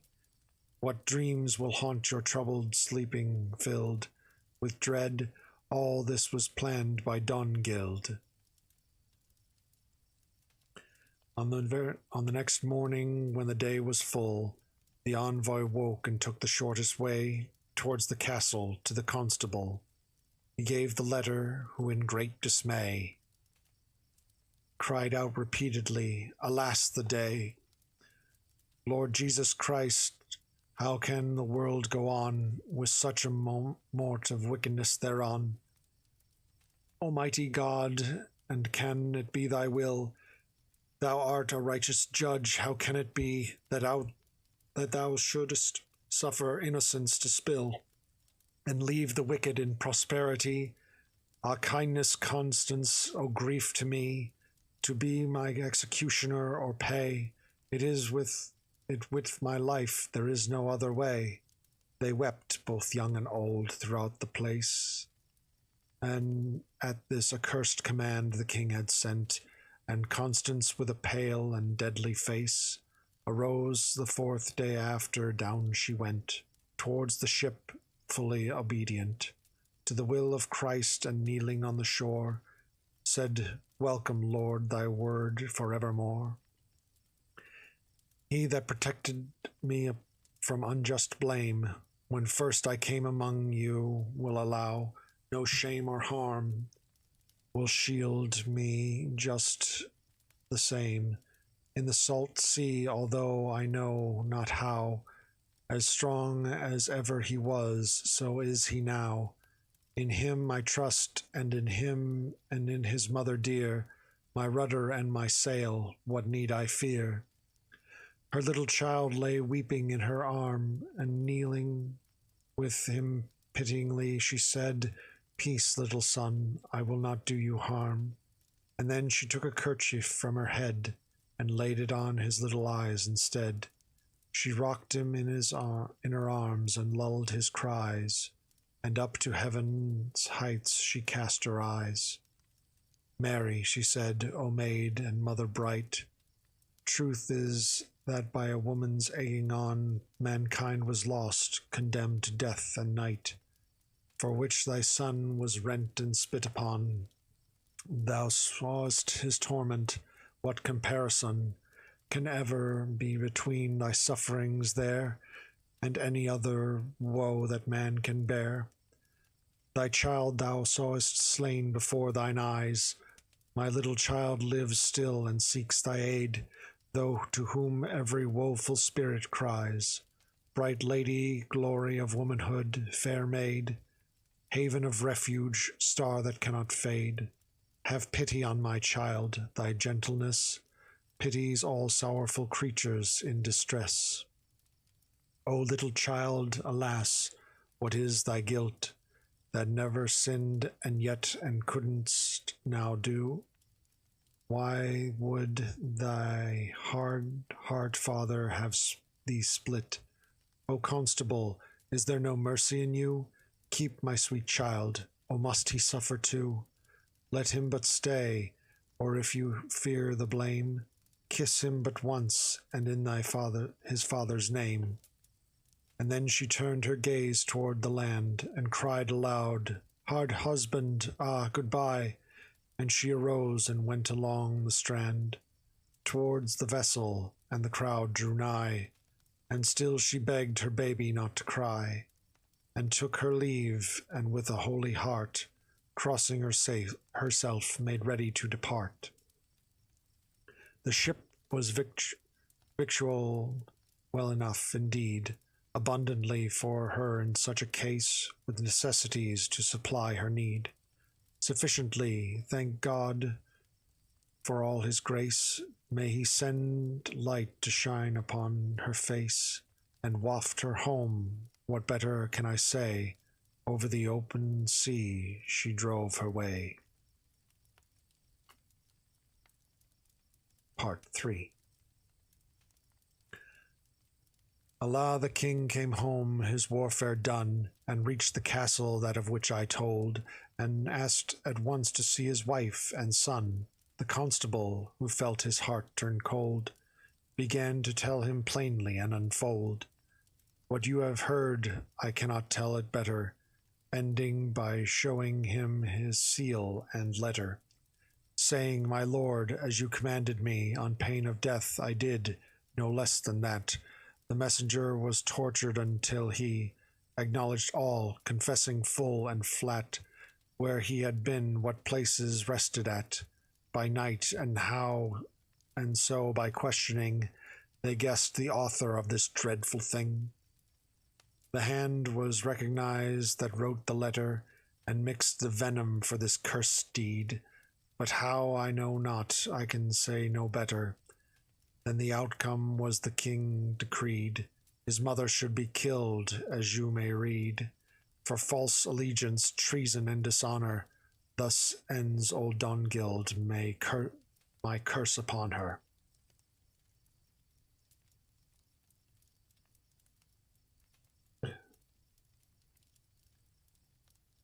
The sorrows of King Allah night and day consumed him for his wife and little child. How great his sufferings were no tongue can say. And so I turned to Constance on the wild paths of the sea, 5 years and more exiled, in grief and misery, but in the hand of Christ's protecting angel she neared the land. Yes, by a heathen castle at long last. What name it had, alas, I cannot find in my authorities, the sea upcast. Her and her child, O Saviour of mankind, thank upon Constance, have her child in mind. She's fallen among heathens dwelling near, on point of perishing, as you shall hear. Down from the castle keep to see the sight, and stare at Constance many people came, and from the castle also late at that night, there came its steward, heaven send him shame. He was a thief that had renounced the name of Christ. He climbed the vessel and made show to lie with her, whether she would or no. The wretched woman, overcome with grief, cried out for mercy, and her baby wept, but blessed Mary saved her from the thief.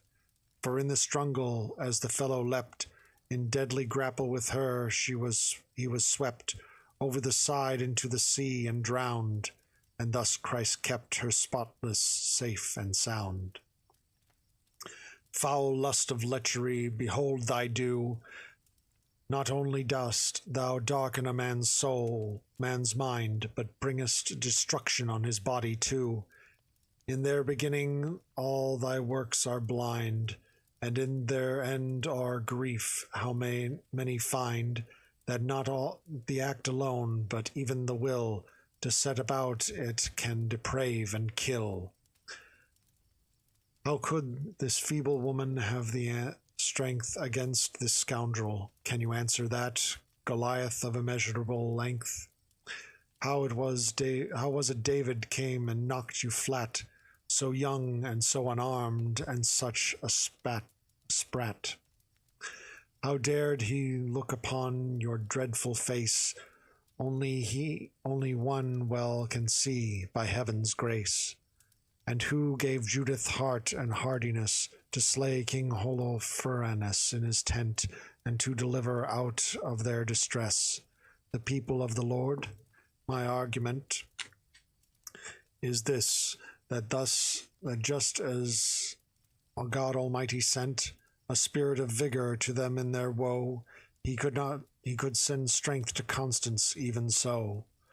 Onwards her vessel through the narrow mouth of Setua and Gilbatar forged her way, sometimes to westward, sometimes north and south, and sometimes east for many a weary day, until Christ's mother, blessed be she aye, out of her endless goodness to befriend poor Constance in her sorrow make an end.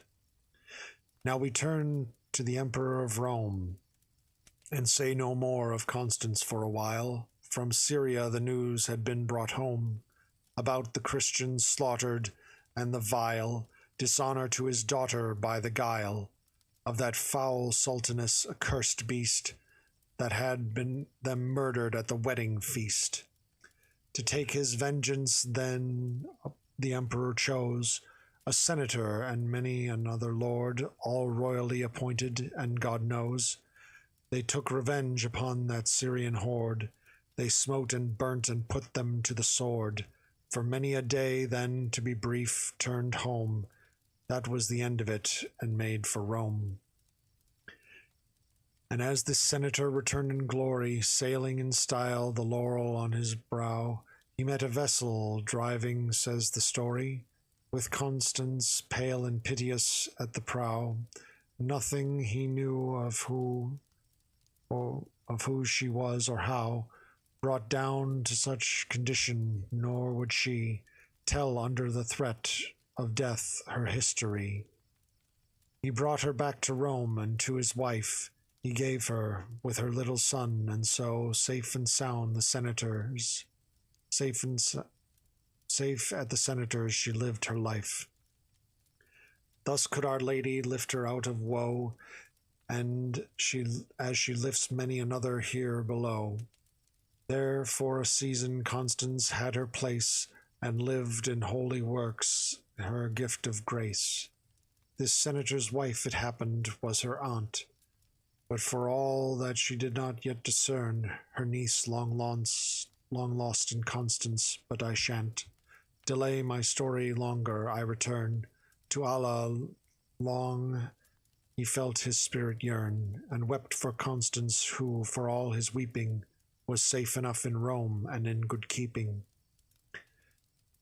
King Allah, who had doomed his mother's death, one day was taken with great remorse, and to relate the matter in a breath, set sail to Rome for whatsoever course of penance that the Pope might there enforce, little or great, and as he sailed besought Christ to forgive the evils he had wrought.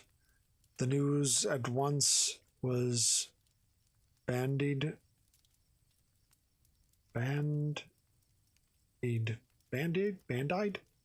through the town. Allah, the king has come on pilgrimage. His harbingers were going up and down, and by custom common in that age, the senator and all his lineage rode out as much to show magnificence as to receive a king with reverence. Splendid the welcome that these noblemen gave to Allah. He, no less than due, did honor to him in return, and then, after their meeting in a day or two, King Allah bade the senator renew their meeting at a feast, and truth to tell, the little son of Constance came as well.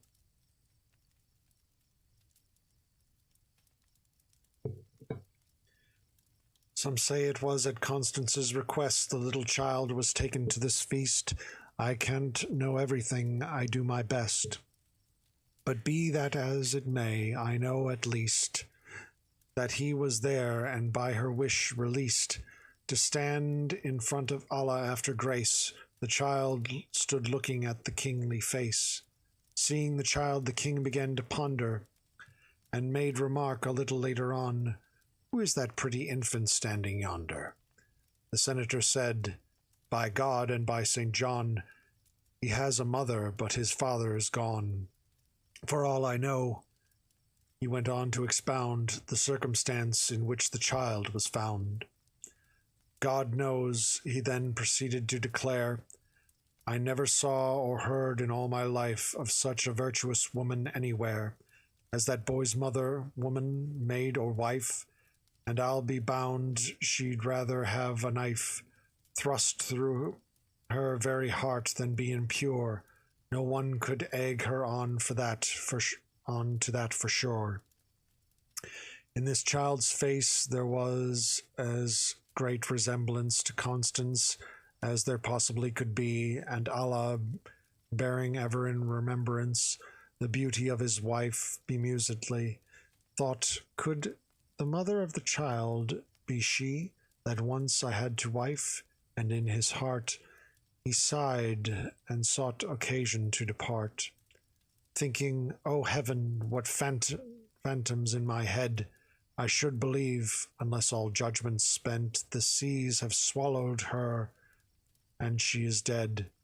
And then there came came the further argument, "How do I know that Christ may not have sent my Constance hither safe, as once before he sent her safely to my northern shore?" So in the afternoon the wondering king went with the senator upon the chance. He took him home and with honor, and made them bring Constance in haste. He bade her to advance. You may believe she had no thought to dance. When told the reason whom she was to meet, faith, she could barely stand upon her feet. When Allah saw his wife and greeted her and wept, it was a moving thing to see that first long look of recognition stir upon his face. He knew that it was she, and stood dumb in sorrow like a tree. Her heart was shut within its own distress when she remembered his unnaturalness, and twice she fell before him in a faint.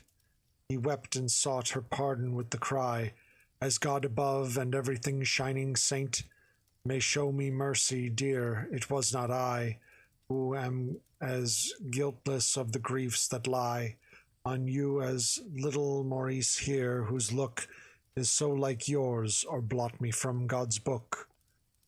Long was the sobbing, bitter was the pain, before their troubled spirits came to peace, and said it was to hear them weep again.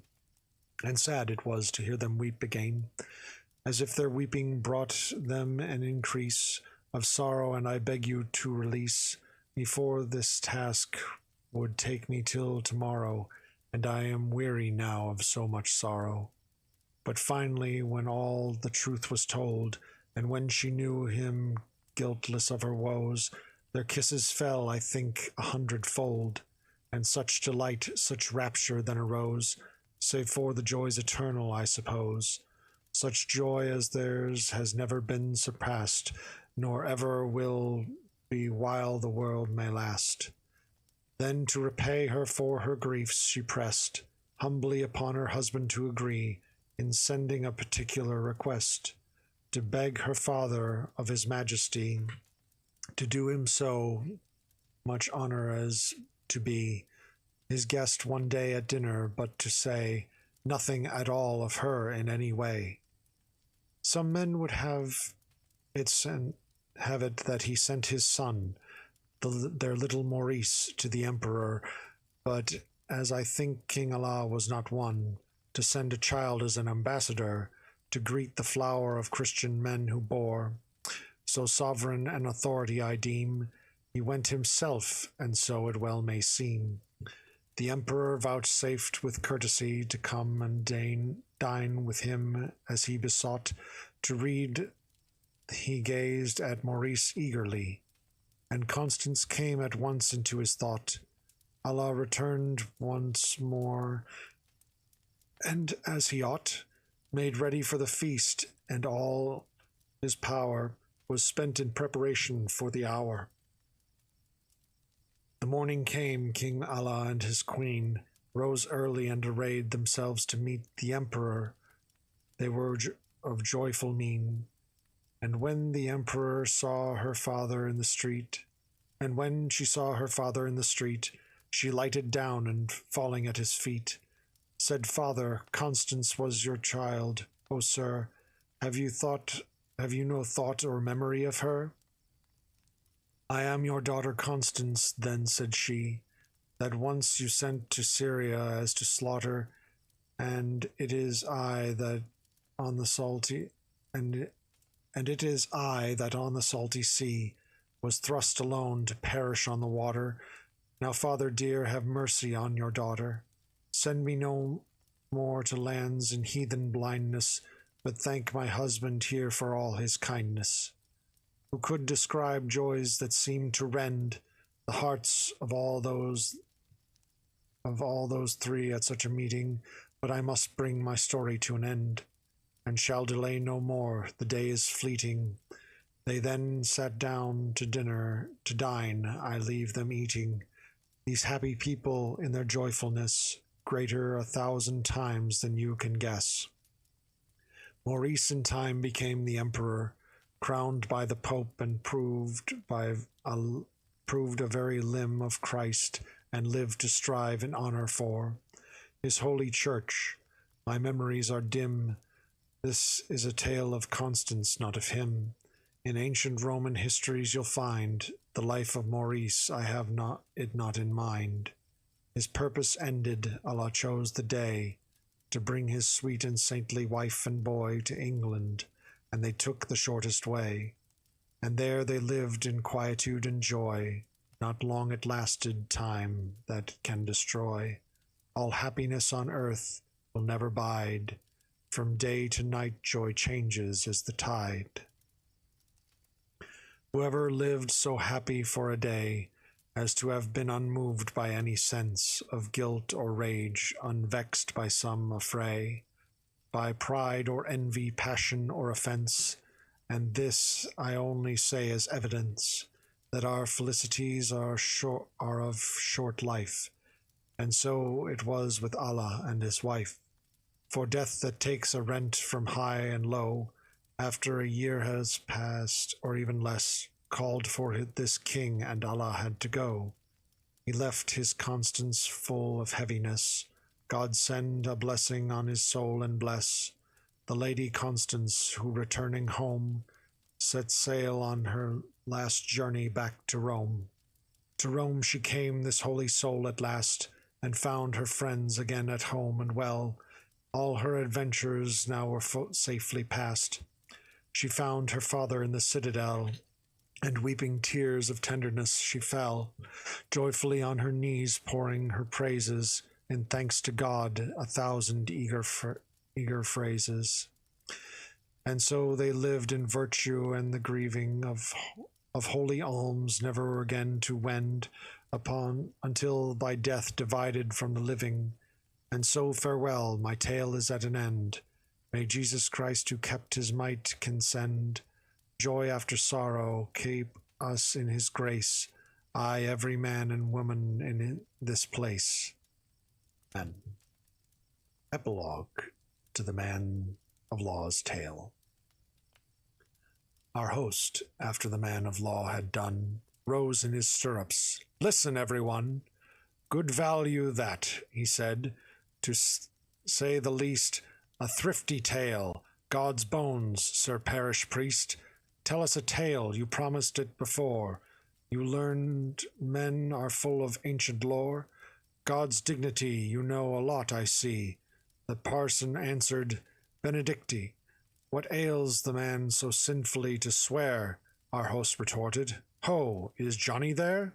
I smell a lollard in the wind, said he. Good men, our host went on, attend to me. Don't run away. By Jesus' noble passion, we're in for something done in sermon fashion. This lollard would like to preach, that's what. The skipper said, By thunder, he shall not. He shan't come here to vex us with this preaching, his commentaries and his gospel teaching. We all believe in God round here, said he, and he'll go starting up some heresy. And so his tares in our clean corn, perchance, and therefore, host, I warn you in advance. This little body has a tale to tell that ought to set you ringing like a bell. I shall be walking up the company, or it won't be much about philosophy, or Physilis, or courteous terms in law. There is but little Latin in my maw. This ends the man of law's tale.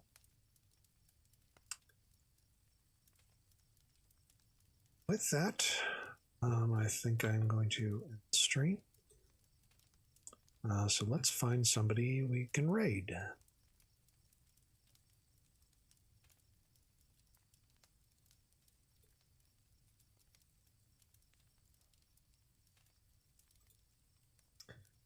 Let's see now.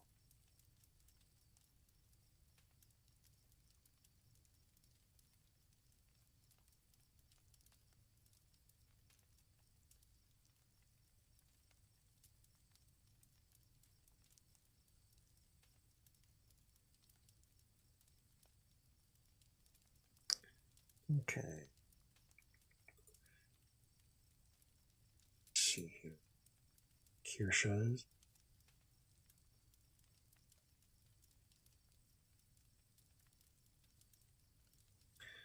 Red Claw's just chatting.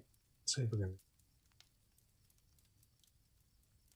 Digging holes for science. And so we are going to raid Red Claw. Well, thank you all for coming out, and I will see you next time. Goodbye for now.